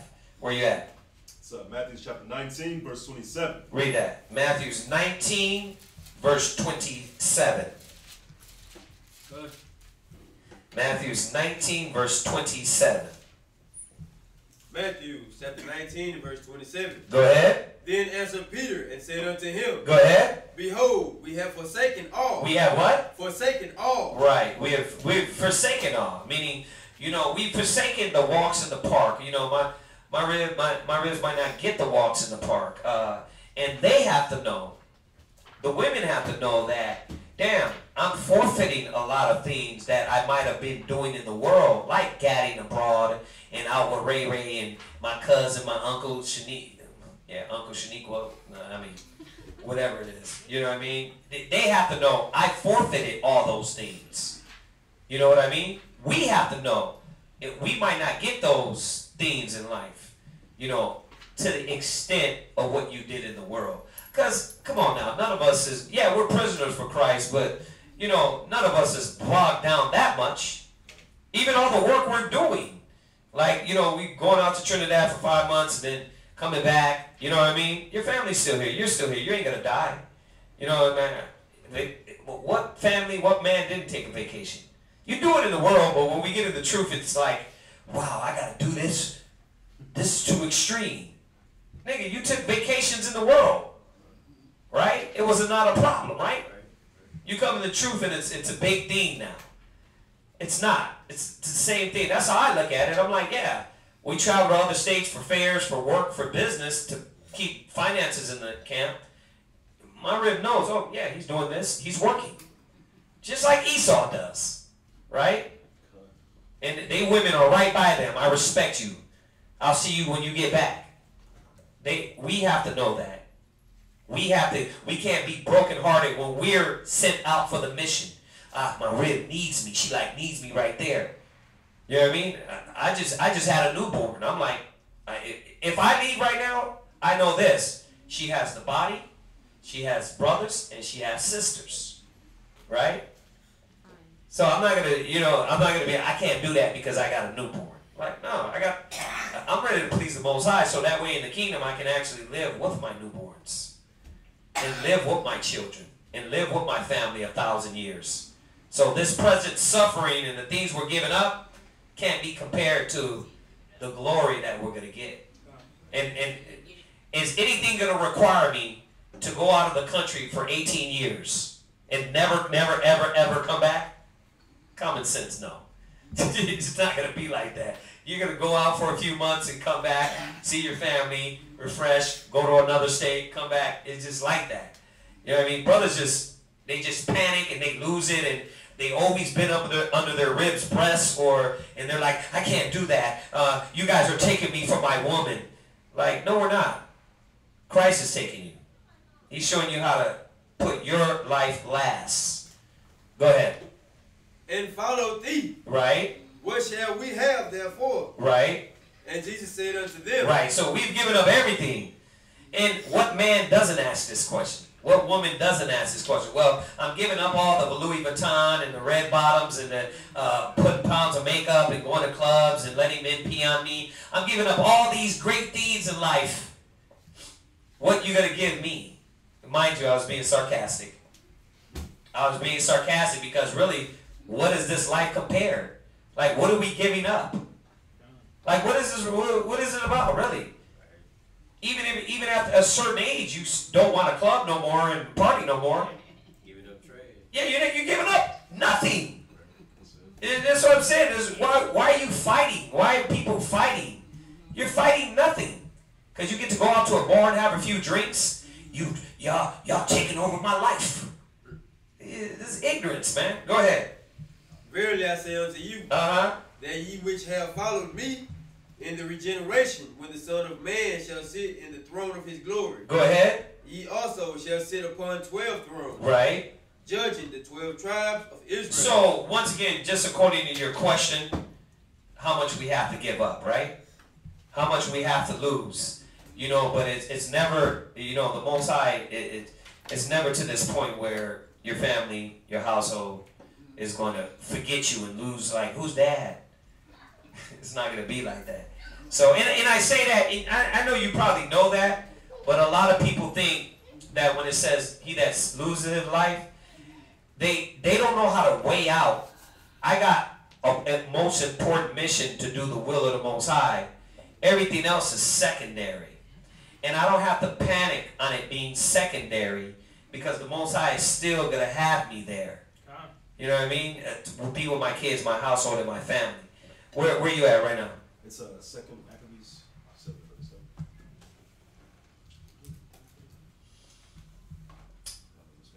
Yeah, go ahead. Go ahead. It's second Maccabees chapter 7 verse 37. Second Maccabees 7:37. Good. And this is why we do it. And if y'all just tune out, we're answering questions right now. So we're just going over brother's questions, and the brother in class asked a question about giving up, right? Putting your family.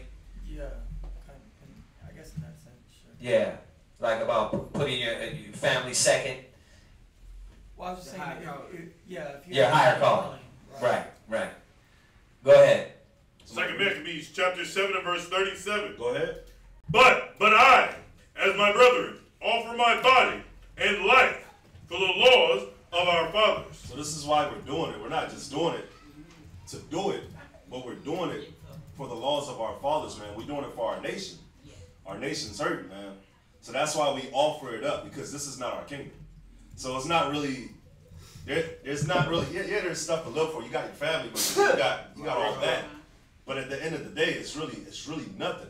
Yeah. Because we're seeking the kingdom of the Most High. Right. Our actual kingdom, not Esau's kingdom. Right. So read it from the top. It's like the question that we were talking about earlier. You know, we don't see that a lot of these building blocks that we're adding in the body, right? Like the ministry to the saints. A lot of people don't see that it's feasible. And this is literally the building of the body. You know, so this is one brick, one aspect of our ministry, which is being a minister, putting our life 30%, putting the work 70%, right? They don't see that. No more boo time and movie time, but literally putting our time into counseling families, households, children, teaching. You know what I mean? That's it. It's supposed to be that way, right? Oh, can you finish it? Con. Start from the top? Yeah, go ahead. Con. But I, as my brethren, offer up my body and life for the laws of our fathers. Go ahead. Beseeching the Most High. Begging the Most High. Go ahead. That he would speedily be merciful unto our nation. And that's what it's about, man. We want the Most High to speedily deliver us. Like, we're tired of this, man. I mean, just... If it's about the family, like, look what your family got to look through. Look at what the kids got to grow up in. Look at what they're being taught. Look at the food we're eating, the water we're drinking, the multiple doctrines that's out there that's even confusing our people that are awake. It's so much, man. It's a lot, but that's why we're doing what we're doing, so the Most High can speedily get us out of here. Speedily get us out of here, man. Yeah. I'm tired of it. Yeah. Oh, right. Right. Real talk, man. Right. I mean, did you have anything else on that? I mean, you see that, right? Okay, all right. Does anybody have any other questions? Obviously, this is going to be a question class. So, what else we got on there? My brother said, can you break down Ezekiel chapter 31? Really need some understanding. Then he said 31, 4 to 9. Go ahead and read that.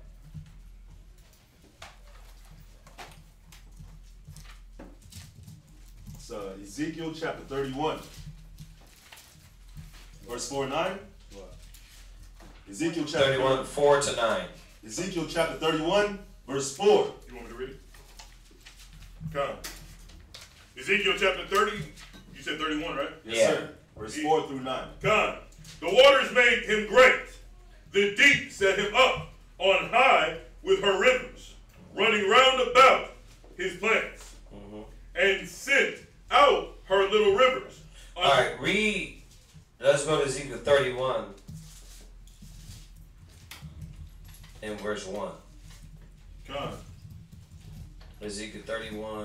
and 1. Read it from there. Give me a comment. You got it? Ezekiel chapter 31 and verse 1. And it came to pass in the 11th year, in the 3rd month, in the 1st day of the month, that the word of the Lord came unto me, saying, Son of man, speak unto Pharaoh, king of Egypt, and to his multitude, whom art thou like in thy greatness? Verse 3. Behold, the Assyrian was a cedar in Lebanon, with fair branches, and with a shadowing shrub, and of high stature. Right. And his top was among the thick drought. Right. So there's two things happening here, and as we read down, we're going to start getting a little more understanding. All right. And this is a scripture that we show you that goes with Genesis, the 3rd chapter. Okay. Well, once again, we're realizing that the Bible is using symbolism, and all through the Bible, the Most High calls men trees. He says in Luke, I see men as trees walking, right? Genesis, he tells us the trees of the garden. Well, here, he's referring to who? The Assyrians as a cedar in Lebanon. Why? Because it's high, it's strong, it's powerful, it's flourishing, it's beautiful. You can see it from far. It's just symbolic, right? So this is why he's known as a tree, because the Assyrian was going to be set up at this time as the kingdom on earth. Go ahead. Verse 4. The waters made him great. Right. The deep set him up. Right. On the high, with her rivers running round about. Right. His plants. Well, what you're also going to understand is it goes into talking about Adam. Okay? Because the waters are symbolic. Okay? Waters are symbolic to wisdom and knowledge. So what is the thing that helped this kingdom flourish? Like all kingdoms, their wisdom, their knowledge. Even when you go to Isaiah 14, it says that Esau, the so-called white man, Babylon, is Lucifer, or the light bearer, because he bears the wisdom. Not righteous wisdom, but wicked wisdom. Okay? Go ahead. And set out her little rivers. Go ahead. Unto all the trees of the field. Go ahead. Therefore, his height was exalted above all the trees of the field. Go ahead. And his boughs. And his bows. Go ahead. His bows were multiplied. Go ahead. And his branches became long because of the multitude of water. Right. So he's taking over nations, controlling nations, ruling nations. He became powerful, just like America. Okay. Go ahead. When he shot forth. Go ahead. All the fowls of heaven. Right. Made their nest. Right. So as you're reading down, you're going to see also this is symbolic of Adam. Adam was lifted up above all. He was above all the trees in the garden, and all the trees flow according to Adam, because he was given the wisdom, knowledge, and understanding. Go ahead. All the fowls of heaven made their nest. Right. In his bow. Go ahead. In his bows. And under the branches did all the beasts of the field bring forth their young. Go ahead. And under the shadows dwell all great nations. So you see that, right? Everything flowing. Why? Because when the Most High gave dominion to Adam, he was able to control everything and put everything in order. So all nations were in order under him. That's why I said this is a twofold meaning. He's talking about Assyrian Empire, but he's also talking about Adam. How do we know? It's going to get to that point. Go ahead. Verse 7. Thus was he fair in his greatness. Right. And the length of his branches. Right. So Adam was lifted up above all. He was beautiful above all. Why? Because the Most High made him beautiful with the wisdom. Go ahead. For his root was by great waters. The cedar in the garden of God. Right. And you're going to hear this scripture again. This is just a question they had. But you're going to hear it when we go over Genesis 3. Because we went over Genesis 1. We're going to hit Genesis 2 and Genesis 3. Well, another scripture goes with this, Psalms 1 and 1. He says, you're a tree planted by the rivers of water. Right? And your tree was going to take, your roots was going to take deep root. Right? Well, that's what was going on with Adam and at this time, also the Assyrian Empire, there was this great kingdom that was controlling and ruling all nations. So they was looked at for their beauty. Go ahead. The cedar in the garden of the Most High. Right, now, you see now he's getting a little more specific about Adam. He just made it clear. The cedar where? The cedar in the garden of the Most High. Go ahead. Could not hide him. You see that? So, yes, he was a great tree, but he could not be hid because he was different. It's just like you. You're the light of the world. You was doing dirt with your homies, but you couldn't be hid. The Most High seen your light, because even though they was beating the old boy down, and you might have been sitting back like, damn, that's cold. In your head, in your conscience, there was something that was separating you from all the other filth. Same thing with Adam. He could not be hid. When Adam tried to hide, he couldn't be hid, because what the Most High gave him, the wisdom, knowledge, and understanding, it separated him above all the nations of the earth. Go ahead. The fir trees, right, were not like the boughs. You see that? The other nations. That's why this scripture comes in specifically when it said the trees, the trees of the garden. Why? Because this shows you that this word trees, the symbolism of trees, is used over and over again.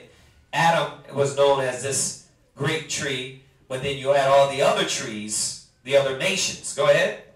The fir trees were not like his bow. Yeah, there was no nation like him. Go ahead. And the chestnut trees, go ahead, were not like his branches. Go ahead. Nor any tree in the garden of the Most High was like unto him, right, in his beauty. Go ahead. I have made him fair by the multitude of his branches. Go ahead. So that all the trees of Eden that were in the garden of the Most High envied him. Did what? Envied him. So all the other nations envied Adam. So now we're getting a little more understanding at Genesis 3, but that's what they asked. So that's what this is talking about. It's a twofold meaning. It's talking about the Assyrian Empire being lifted up above all nations in power, but then as you see, it jumps and swerves into something a little more ancient, which was Adam, and how he was lifted up, and he was envied of all the trees in the garden. Okay? All right, so hopefully that helps you out. What's the next question? So, Shalom family, can you break down Revelation 7:9 for me? Revelation 7 and 9. So we're going to deal with the next question. We're going to go with the next question, which is in Revelation 7, verse 9. Revelation, chapter 7, and verse 9. Go ahead. After this I beheld, and lo, a great multitude, which no man could number, of all nations, right, and kindreds, right, and people, and tongues. Right. So 7 and 1 is talking about the 144,000. Well, when you come down to the 9th verse, it's telling you now, as John the Revelator was seeing, he looked on, he seen the 144, but he also seen a great another multitude of all nations, kindreds, and tongues. Go ahead. Stood before the throne, and before the Lamb, clothed with white robes, and palms in their hands. Right. So who were these people? All right, because the misconception is that that's all nations. So we're going to go to some scriptures to prove that these other people were Israelites scattered through all nations, kindreds, and tongues. So that's what we're going to go to show. Because remember, we would have to literally go back and take over class from the beginning and go over this subject, showing that all nations, what was going to happen to the Gentiles and salvation for Israel. But getting straight to the point on your question, let's go to, where you at? I got Tobit chapter 3. How about we go to Deuteronomy first? We make it easy. We start from Deuteronomy, where the prophecy was of, so we can understand why. And then we jump to Matthew's, where Christ said, go to all nations, kindreds, and tongues, so we can understand why was there a multitude of all nations, kindreds, and tongues. So go to Deuteronomy. Where is it? 28 and 64. 28 and 64. God. Deuteronomy chapter 28, verse 64. Deuteronomy chapter 28, verse 64. And the Lord shall scatter thee among all the people from the one end of the earth, even unto the other. And there thou shalt serve other gods, which neither thou nor thy fathers have known. So, who are these multitude? Who are these people? They're Israelites scattered through all nations, kindreds, and tongues. That's who they are. Because salvation was given unto the Hebrew Israelites. All the other nations, it's promised that they're going to be put in captivity, put in slavery. And I know you probably knew that's why you're asking this, but you can write down Isaiah 60, Isaiah 2, Isaiah 49, 22, we just read. You can write down, what else? What other chapter? What am I missing? Isaiah 14.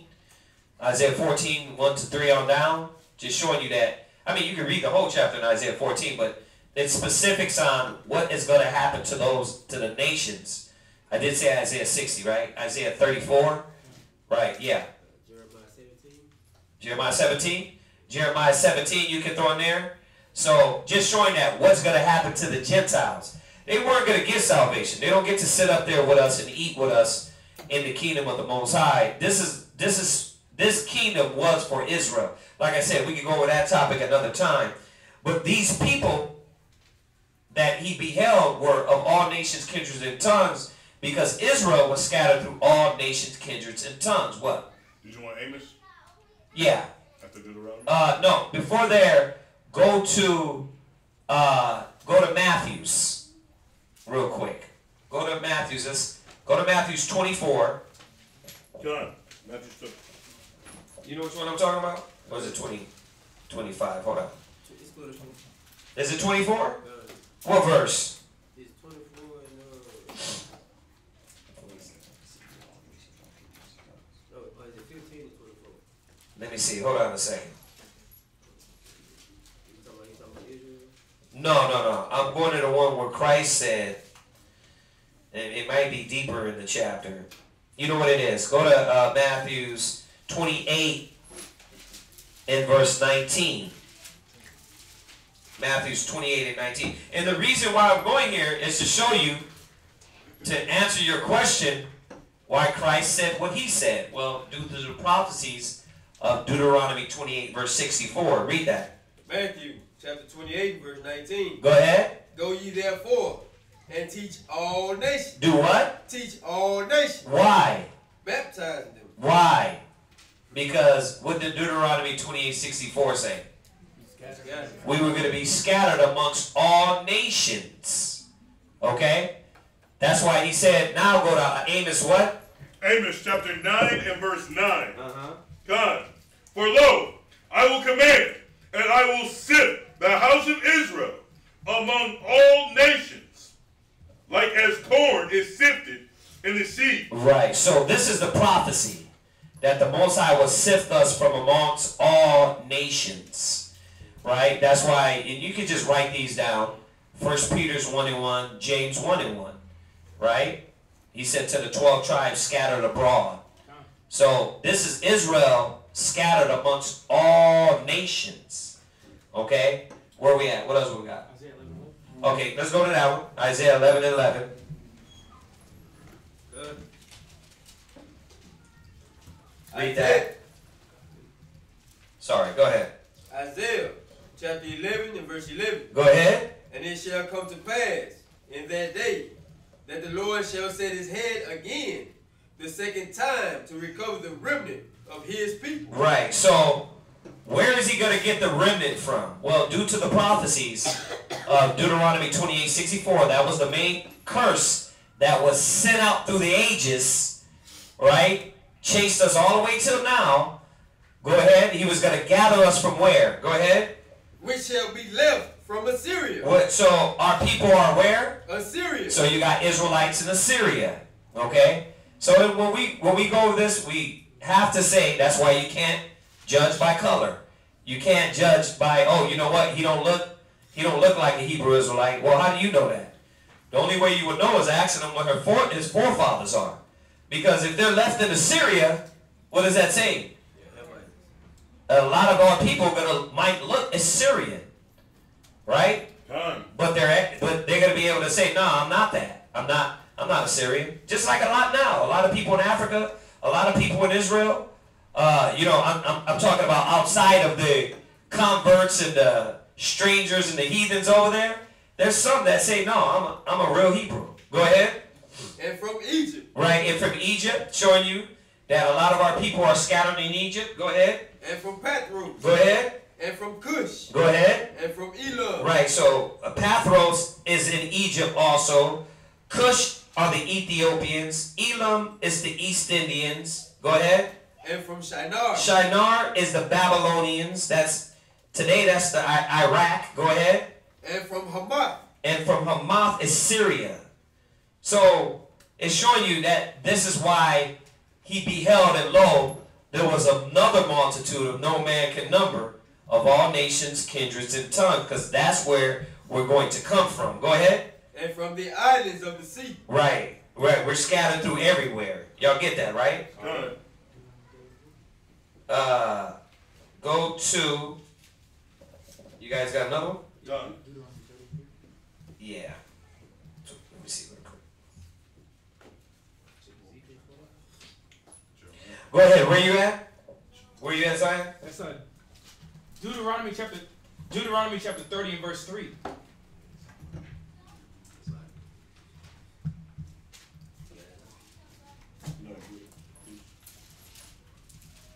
Deuteronomy chapter 30 and verse 3. Deuteronomy 30 and 3. Go ahead. That then the Lord thy God will turn thy captivity and have compassion upon thee. And will return and gather thee from all the nations whither the Lord thy God hath scattered thee. Okay, so we get that, right? We get that. One more scripture. You got another one? It's Ezekiel chapter 20 and verse 34. Go ahead. Ezekiel 20, 34. Then we're at Acts 2. And then where you at? Ezekiel 20 and what? 20, 34. Ezekiel 20, 34. Let's go. Ezekiel chapter 20 and verse 34. Go ahead. And I will bring you out from the people, and will gather you out of the countries wherein ye are scattered. Go ahead. With a mighty hand, and with a stretched out arm. Right. And with fury poured out. There you go. Ezekiel what? 20, 34. 20 and 34. Yeah. So, Jeremiah chapter 31 and verse 27. Yes, sir. Done. Jeremiah chapter 21 and verse 37. 31. Chapter 31 and verse 27. Jeremiah chapter 31 and verse 27. Behold, the days come, saith the Lord, that I will sow the house of Israel and the house of Judah with the seed of man. So that was speaking of us being scattered. I was speaking of us being scattered, like in Deuteronomy chapter 28, verse 64. Right. Us being scattered throughout the four corners of the earth. Our seed was sown with the seed of man. Go ahead. And with the seed of beasts. That's still speaking of the seed of men, but what makes you a beast is you don't have the wisdom, knowledge, and understanding of the Most High. So keep reading. And it shall come to pass that like I have watched over them to pluck up and to break down and to throw down and to destroy and to afflict, so will I watch over them to build and to plant, saith the Lord. And that's it on that. But yeah, it says like the Most High was going to watch over us while he was destroying us. That's like it says when it was saying in Amos, our seed will be scattered. No, we'll be sifted. But the Most High was still going to be looking over us while we were being sifted. Right. I'm butchering it, man. But one grain of seed shall not fall on the ground. Right. Yeah. Right. Go to Acts 2. That'll be the last one. Done. Acts chapter 2 and verse 5. Right. Acts 2 and 5. Acts 2 verse 5. And on that, hopefully that suffices for this brother PK Killer. PK Keller. Go ahead, read that. Acts chapter 2 and verse 5. Uh-huh. And there were dwelling at Jerusalem Jews, devout men, out of every nation. Go ahead. Under heaven. Right. So Israel was scattered out of every nation under the heaven. They're going to be they're scattered into every nation under heaven. They're going to be gathered from every nation under heaven. All right. You can read down in Acts also to help you edify with that Revelation 7 and 9, brother. All right, let's go to the next one real quick. What's that, Jerome? I don't know if that was a question or if you just kind of put that in when you were talking. I think that was just a statement. He just threw that in there. Okay, where we got any other questions? Says, Kev Mercer says, when Christ comes back to put this world in its proper place, will the chosen ones of Israel that survived through Jacob's trouble, will the chosen ones of Israel that survived through Jacob's trouble, are they still going to have physical deaths, or will they rule on earth? I can explain better if need be. Right. No. We just went over that. And yours is a little more in depth. Just for 20 minutes ain't gonna suffice for that. But yeah, of course, Israel is going to rule the chosen, right? The Most High is gonna raise up the 144,000. All right, they're gonna rule with Christ in the kingdom. So that's just basically putting it. But we could go over that more in depth if you want, and we could do that tomorrow morning. Sabbath class, we also do answer the questions instead of just breezing past this one. We can go over it a little more in depth. So, of course, though, the ones that go to Ezekiel 94. Just touch on this real quick. Ezekiel chapter 9 and verse 4.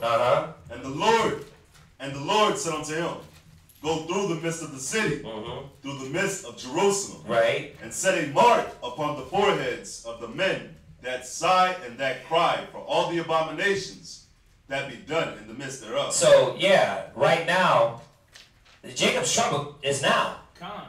We're in Jacob's troubles. The Most High is sealing the chosen. He's making a rift between the wicked and the righteous. It's happening right now as we get this word. Go ahead. And to the others he said in mine ear. Go ahead. Go ye after him to the city. Right. And smite. Do what? And smite. And smite. That's happening now.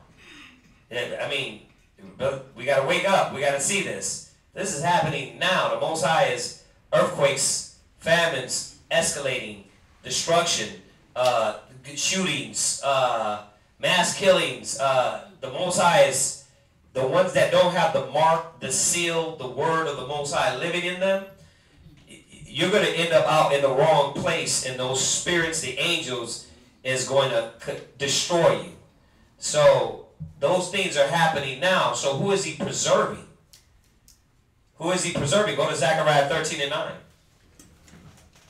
Go to Zechariah 13 and 9. Like I said, we can go into this in depth. There's a lot of scriptures, a lot of things we can touch on this. It's a good question, too. Good. Read that. Zechariah 13 and 9. Zechariah chapter 13 and verse 9. Go ahead. And I will bring the third part through the fire. Read a little louder. I'm sorry, so they can hear you. And I will bring the third part through the fire. Right. So that fire, listen, this is twofold here. The fire that we are being brought through right now, he's going to show us. As we read down, I'm not going to give it away. And then we also have the fire, or where he said the elements shall melt with fervent heat, and your eyes shall melt in their holes. That fire that's destruction. That's destruction. When Christ, that's the last hour, 1 hour that Christ is going to reap vengeance on this world, okay, and destroy Babylon, okay. But let's read about this tribulation and the things we're going through. Go ahead. And will refine them as silver. And will what? Refine them as silver. Right. Well, now you see how that fire is meaning twofold meaning. Because he's refining you now. He says, I have chosen you in the furnace of adversity. So right now is the tribulation and the persecution and losing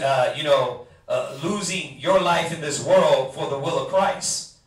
This is Jacob's troubles, where they're killing brothers and sisters out in the world for no reason. And the thing is that the ones that have the seal, we're protected. So we can't, sometimes we get comfortable. We like, well, when is this going to happen? Brother, the scripture says you got to watch because it's happening now. Good. And the Most High is preserving us. He's bringing us through this fire. Go ahead. And refine. Right. And we'll try them as gold is tried. Right. So you got the trials and tribulation, and you got the world suffering because the wickedness is doing and it's done. Right. You got punishment going throughout the world. But then what's happening to Jacob? What's happening to Israel? We're being brought through the fire also. How? As you continue in the goodwill of the Most High, you're being purged and cleansed, right? To be refined. How are you being purged? You're being baptized. You're being baptized with the fire, the Holy Spirit. Go ahead. They shall call on my name, and I will hear them. Go ahead. I will say, it is my people. Go ahead. And they shall say, the Lord is my God. Right, but when is that happening? No. That's not only going to happen then, that's happening right now.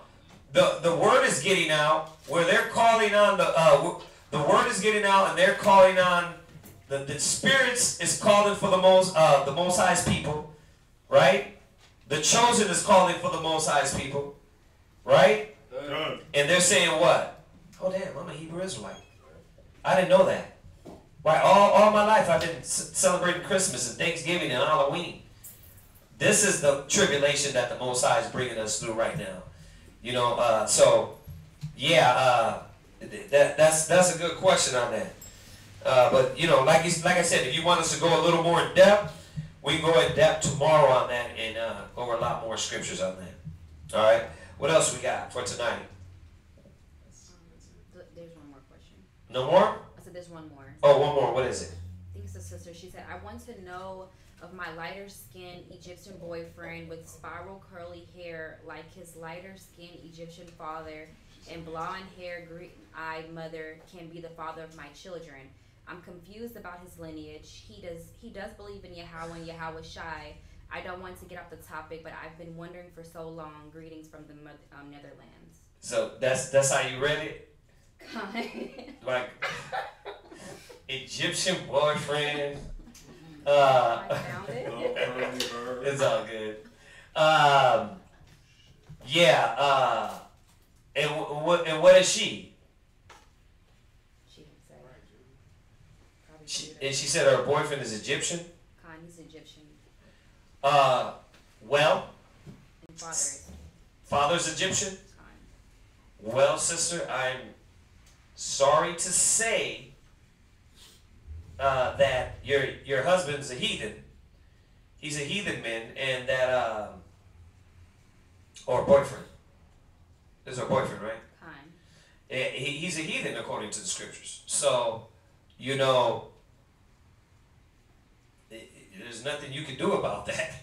Just the scriptures is showing you that there would be a separation of that. The Most High is going to separate that. Okay, so if he's Egyptian, he's Egyptian. There's really nothing you can do about that. But what was the point of her question? Read it from the top again. She just wrote. She said, I think I already got the answer. Thank you. I don't know if you said something that she said or. Oh, really? But I can read it again. Yeah, read it again. Okay, she said, I want to know. She said, I want to know of my lighter skinned Egyptian boyfriend with spiral curly hair like his lighter skinned Egyptian father and blonde, people keep writing, and blonde haired, green eyed mother can be the father of my children. If he can be the father of your children? Well, listen, if you haven't had children with him, I'll put it like this. These nations are going into captivity. So if you haven't let this man bear children through you, I would refrain and restrain yourself because the Most High don't want that. Okay? Go to Revelations 18:4. Go to Isaiah 52 and 11. What? She said she's half Ghanaian and half South American. I don't know. What is Ghanaian? She might be an Israelite. She might be an Israelite. But if you're an Israelite, sis, you gotta think about it, man. The Most High wants you to build your nation. He don't want you to build. We've been building America. We built this nation already. It's okay to come back to your people. People, they make it seem like, races or nationalists is taboo. It's not taboo. You know what I mean? All nations have their nation. The only ones that don't have their nation is the so-called black man in America, Mexican man, Native American man. We don't have an identity. So instead of burying children through this other nation, you need to come back to your nation and deal with your people. You know what I mean? And I know that there's probably some love there, but hey, the bearer of bad news is the scriptures. And the thing is that he wants you to come out of that. Right? Read that. Read where we're at. Revelation chapter 18 and verse 4. Go ahead. And I heard another voice from heaven say, come out of her, my people. Right. The scriptures say come out of her. Go ahead. That ye be not partakers of her sin. Go ahead. And that ye receive not after her plague. Yeah. The scriptures is trying to get us to come out of the ways of this system and kingdom. If a brother or sister are married and they have children, that's one thing. If a brother is married with a heathen and they have kids, that's one thing. But you're talking about he's your boyfriend and you don't got kids? Why put yourself in that predicament? These children are going to be heathens. When you bear that seed to that Egyptian man, those children are going to be Egyptians. So when you read the scriptures of what's going to happen to these nations, why bear children and put those kids through that? You know what I mean? You better let an Egyptian woman bear those kids and let them go with their own nation, man. It's real. What? I think you read when they were talking about, when the Most High talking about us that made marriages with them, then we're going to be killed with them. Yeah, we're going to go there. We're going to go there. I want you to go to Isaiah 52 and 11 and go. Give me the one you just quoted. Jeremiah. Yeah, we know that our people are scattered amongst the heathen, and a lot of them we're not going to know. But to make a conscious effort to be with the nations and to join with them, that's not what the Most High wanted. You know what I mean? Like we tell brothers and sisters in here, I'm going to say it again. It's one thing if a man, Israelite man, come in here and he wants to get the knowledge and his wife is a heathen and the kids are Israelites, right? That's one thing. But it's another thing then for you to go out there and start burying children with these other nations. We don't supposed to be doing that. You know? So it's a tough dynamic, but the dynamic is this, that we supposed to be dealing with our nation. So, you don't deal with these nations. Bring seed in to your nation. What you got? Isaiah 52 and 11. Read that. Done. Isaiah chapter 52 and verse 11. Go ahead. Depart ye. Uh-huh. Go ye out. Go ahead. From thence. Go ahead. Touch no unclean thing. Yeah, that's what the purpose is. Now, like I said, being the predicament we're in, and a lot of our people are already with nations, we're going to get that. But that's in ignorance, not in knowing better. That's our people being ignorant, and they dealt with a nation without the word of the Most High, and they went and bare children with them. That's one thing, but knowing it and doing it, you know now, and know this, that if you bear children with that man, those children are not Israelites. They're Egyptians. And go back and read Isaiah 60. Go back and read Isaiah 49:22. Go back and read Isaiah the 14th chapter. These nations are going to be in captivity and slavery. So why would you consciously put that on yourself? Yeah. Go ahead and read on. Done. Go ye out of the midst of her. Go ahead. Be ye clean. Be what? Be be ye clean. Yeah, this is what the idea is, for to be separate from this nation, to be separate from these kingdoms. You know, think about it, man. The black man, the Hispanic man, the Native American man, all the Israelites, they haven't built their communities and their households and their nation. And we're building up every other nation except ours. Right. So there's got to be some empowerment to understand your identity and your nationality and coming back to who you are. So, yeah, we don't supposed to be linking up with them and bringing forth kids with them and marrying unto them. We don't supposed to do that. All right? What else you got? Let's read up. Go ahead. That bear the vessel of the Lord. Right. Go to Isaiah 13 real quick. Go to Isaiah 13. I think it's I know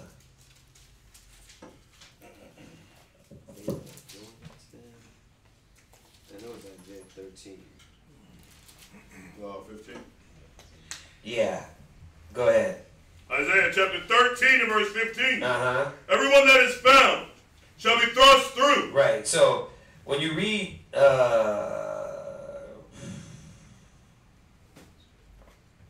read 13. Go ahead. Verse 13. Go ahead. Therefore, I will shake the heavens. Go ahead. And the earth. Go ahead. Shall remove out of her place. This is talking about the last days. The Most High is going to destroy this place. Go ahead. In the wrath of the Lord of hosts. Go ahead. In the day of his fierce anger. Go ahead. And it shall be as a chased roe. Right. And as a sheep that hath no man taketh up. Right. Go ahead. Then shall every man turn to his own people. See? So this is what's going to happen as we start getting closer to Christ coming back. They're going to their own people. You know? So why would you deal with this nation knowing that a lot of these nations don't, like these Egyptians and Iraqis and these Arabs, they're like, they still call you a nigga. You know what I mean? They not dealing with you. So you got to understand that it's going to come to time to where a choice is going to have to be made. Go ahead. Done. And flee, everyone, right, into his own land. That's what the Most High is going to do. Go ahead. Verse 15. Uh-huh. Everyone that is found shall be thrust through. Go ahead. And everyone that is joined unto them, right, shall fall by the sword. There you go. Everyone that is joined unto them shall fall by the sword. So you're engrafting, you're putting yourself deeper within their family. You know what I mean? Nah, don't do that. Don't do that. Like I said, not knowingly. Like I said, we get brothers and sisters in ignorance. They come in with families. We don't chop them up and separate homes. But going out there doing it willingly and burying children from another nation willingly and knowing, this should put you on pause right here. Because those kids are going to be heathens. And you know what? The Most High said they're going to be destroyed. You know what I mean? They can be destroyed or be set to slavery, but you pick your poison. That's what you're doing knowingly, to bring them in to be destroyed or to bring them in to be servants. Would that be selfish of her? It would be selfish of her. But that's why I said she go pick her poison if she plays with that. Go ahead. Verse 16. Go ahead. Their children also shall be dashed to pieces. Go ahead. Before their eyes. A lot of that's going to happen. Now, not every nation is going to be destroyed because a lot of these nations got to build our kingdom and build back up and build the world back up after it's destroyed in many countries. But not all of them. But as you're seeing, the Most High ain't playing. He's going to destroy a lot of the children. He's going to destroy a lot of these men. He's going to destroy a lot of these nations. So, yeah. I'm not sure where you're at. So finish that up. Done. Their houses shall be spoiled, and their wives ravished. Yeah, so, once again, depart ye, come out from her. You know what I mean? Don't touch nothing that's unclean. What you got, Jeremiah? Joshua, chapter 23 and verse 12. Right. Else, if ye do it any wise. He's in Joshua 23, verse 12. Go ahead. Go back and cleave unto the remnant of these nations. Go ahead. Even these that remain among you. Go ahead. And shall make marriages with them. Go ahead. And go in unto them. Go ahead. And they to you. Know for a certainty that the Lord your God will no more drive out any of these nations from before you. Right. But they shall be snares and traps unto you. Yeah, and that's what you're not understanding. Is that when you deal with these other nations, they have other religions, ideas, beliefs, systems. They have all these things. I mean, think about it. Pulling an Israelite out of the world in the Gentile state of mind, you already have a battle. It's like dealing with a heathen. Now you're going to actually go deal with another heathen? Actual heathen that's into all these things, and they parents, like, these Egyptians don't play around. Yeah, he said he believes in Yahweh. Okay, he believes in how Khan, he believes in Christ. He believes in Yahweh. I get that. But you got to understand what the scriptures is saying. Y'all got to understand that. I know. It's a heartbreaker, but that's real. What? In fact, Deuteronomy 7:3. Okay, yeah. But yeah, I mean she gets it. She gets it. The scriptures, you got to understand, the Most High, you don't want to put yourself in that predicament. Even though he believes in Hamashiach, where is he going to be at in the kingdom? Is it going to be destroyed? Is it going to be a servant, a slave? You think the Most High is going to have us mixed up with all these other nations? That's what we are now. We're like that now. And what does that got us? Yeah, this ain't going to be no damn Wachowski brothers topia. They're the Wachowski brothers. They're like the Matrix. The ones that made the Matrix. They turned themselves into transvestites. It ain't going to be that TV-topia, you know what I mean? We're all nations, we're saying kumbaya, my Lord, and we're all mixed up and we don't know what we are. That's what America's doing. Christ ain't going to do that. He's pulling us out, and we're going to deal with our nation in the kingdom. That's what a lot of people don't understand. We're going to deal with our nation in the kingdom. So, yeah. Sorry. All right, what else we got?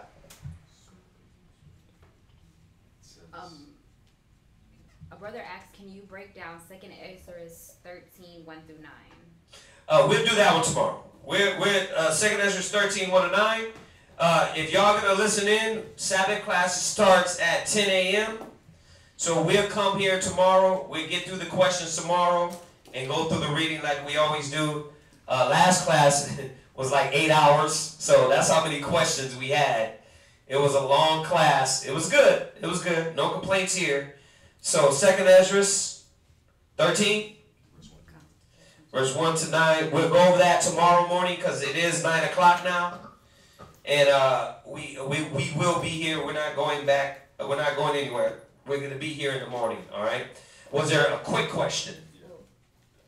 What? It says, don't lay with another man's wife.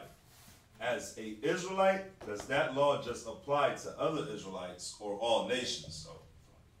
Yeah, you're not supposed to commit adultery with no nation. Like, no adultery. Remember, we're alike to the Gentiles. So, you don't supposed to, because she's a heathen, you know what I mean? She's somebody else, or she's an Israelite and she's a nation. She's a nation's, okay, so you got a man from another nation, but the woman is an Israelite. That's still that man's wife. You leave that alone, huh? Yeah, it's like Uriah the Hittite. Nah, we didn't. What did the Most High do to him? He took his firstborn, checked him, corrected him powerfully. Yeah. So no, adultery. The law is for everybody. All the nations are going to bow to the law. I'm just showing. I wanted to show the sister that you don't know where this man is going to be. The Most High might. He might get a demon on him in the future to be like, you know what? I'm not an Israelite. I'm going to fight and and I'm going to fight against the Most High. You don't know that. You know, you have to understand that the Most High has something set for these nations. And go read Isaiah 60th chapter. You know, there's going to be a lot of nations that are going to be preserved for captivity and slavery and things of that nature. So you got to understand the information and the way the Word is teaching us.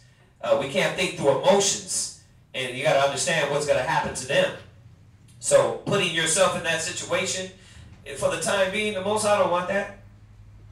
You know, then you gonna fight? You gonna fight the Most High? You gonna fight the angels? Nah, you gonna be destroyed along with them.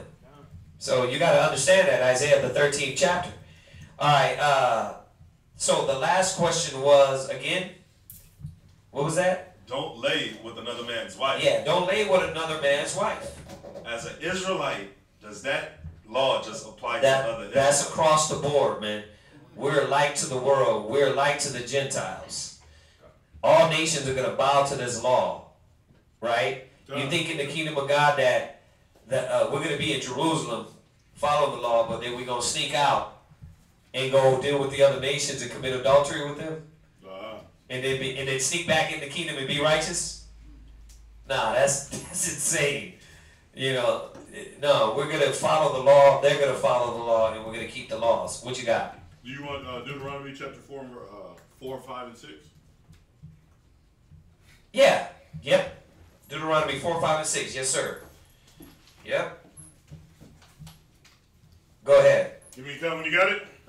Come, Deuteronomy chapter 4 and verse 5 and verse 6. Behold, I have taught you statutes and judgments. Right. Even as the Lord thy God commanded me. Go ahead. That ye should do so in the land whither ye go to possess it. There you go. We're going to do the laws and commandments in any land we possess. Go ahead. Verse 6. Keep therefore and do them. Go ahead. For this is your wisdom. Right. And your understanding in the sight of the nation. There you go. They're supposed to see us that this is a... Go ahead. Let me not jump ahead. Go ahead. Which shall say... Which shall hear all these testimonies, all these statutes, and say, surely this great nation is a wise and understanding people. There you go. There you go. So, yeah, the nation's supposed to look up to us and be like, wow, man, these people are wise, intelligent, smart, character. They know how to carry themselves. They know how to walk, talk, act. That's what we're supposed to be coming into now. So how much more in the kingdom of the Most High? So remember, we're rehearsing the righteous acts. So everything we do now, as we're coming back to the laws and getting good in them, we're going to be perfect in them when the kingdom comes. Yeah. Right, because the scriptures talk about not letting your good be evil spoken of. Right. You can't be walking good and then, or you can't be walking good and then somebody speaks evil. Yeah, it don't work like that. Right. Yeah, I could commit adultery with her because she's a heathen. She's a heathen. No, that's still his woman. You know what I mean? See, that's how it works. It don't work like that. That we break the law because they're other nations. It don't work like that. All right. So that's why in the kingdom, if that was the case, like even when you go back, the husband will be killed. They would be destroyed. You didn't just sleep with his wife. When we conquered nations, the men were destroyed. Yeah, then you made her a servant or something like that. It didn't work like that. We didn't just wife them and then, like the white man did us. We didn't do that. Yeah. Oh, I thought you had your hand raised. All right, is that it? What's up? There is one more question. One more question. What's up? It's Proverbs 25 and 2. Why is it the Most High glory to conceal? Oh, read that. Proverbs 25 and 2. Proverbs chapter 25, verse 2. Done. Go ahead. Done. Proverbs chapter 25 and verse 2. It is the glory of the Most High to conceal a thing. Right. But the honor of kings is to search out the matter. Right, because what makes one wise and what makes one wiser than all? right? What makes the Most High's majesty beyond comprehensible? Because he knows all, he can hide everything, and he can give out a little piece of what he wants to give out. So think about, we went over Genesis, the first chapter the other day. Think about a little bit that the Most High gave us in Genesis, the first chapter. Right? That's great. But then he comes back and in the scriptures we went over, he says, you're not going to know or be able to go into the heights of the heavens and to the bottom of the earth. Like he gave us about the heights of heaven, or what we might know as the heights of heaven, right? Right. So he just gives us a little bit. Isn't that what makes his majesty great? Because he can give us a little bit, but then understanding that as kings and searching things out, we're like, wow, now we understand. But yet, do we really understand? No, because you can never, the Most High wouldn't be the all I am if you found out everything about the Most High. So it's the glory of the Most High for, think about it, like Father to Son, right? You show your children certain things. You reveal to them things at time, right? Well, what makes you the wiser? The knowledge. The holding things back. So little by little, the Most High gives us a little bit, and when we think we know, he keeps you humble by saying, no, you don't know enough yet. Pause. Relax. Right? He comes back and says, my thoughts are not your thoughts. You'll be thinking like, wow, the Most High is deep. The wisdom of the Most High. He said, who can know the mind of the Lord? Right? Just to humble you. So you're thinking like, no, he gave you just enough for you to survive. A little bit of his wisdom to survive here on this earth.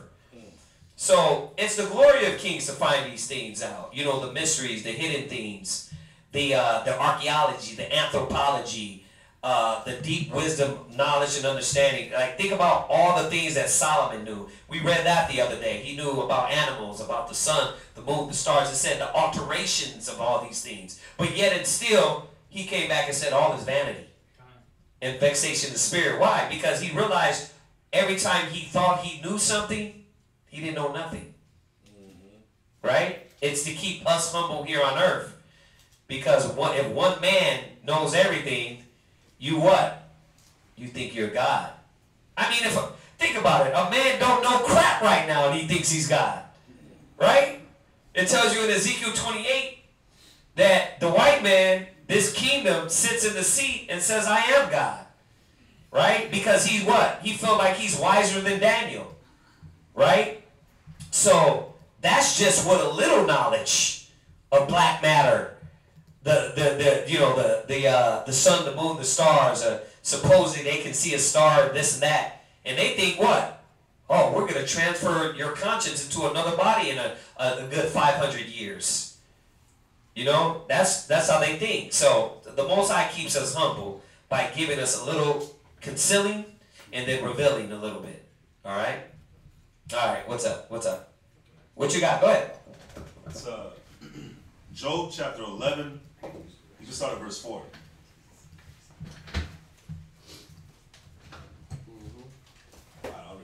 It's Job chapter 11, verse 4. Go ahead. And it says, for thou hast said, my doctrine is pure, and I am clean in thine eyes.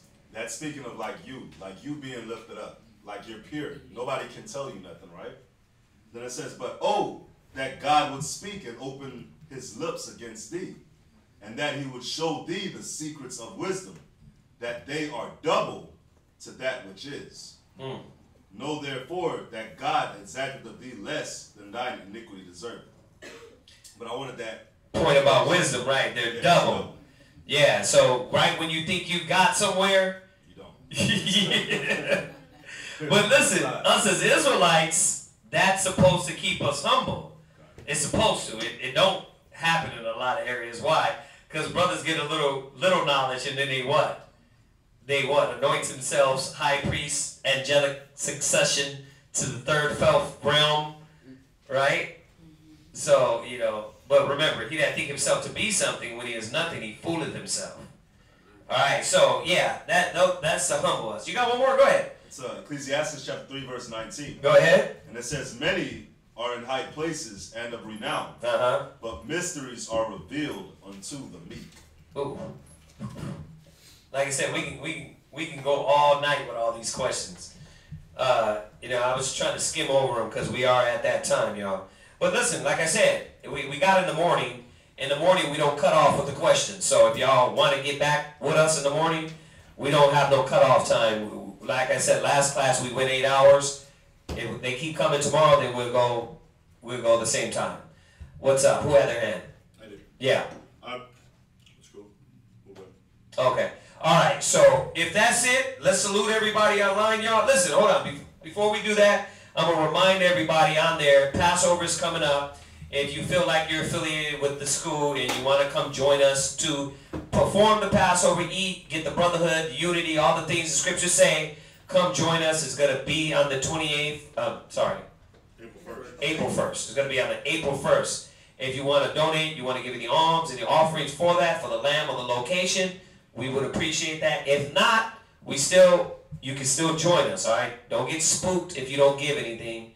Know that, you know, we're still going to perform the Passover, but a closed mouth don't get fed. We ask for help when, you know, if anybody helps, they help, all right? So let's salute everybody. Say shalom, y'all. Shalom. All right.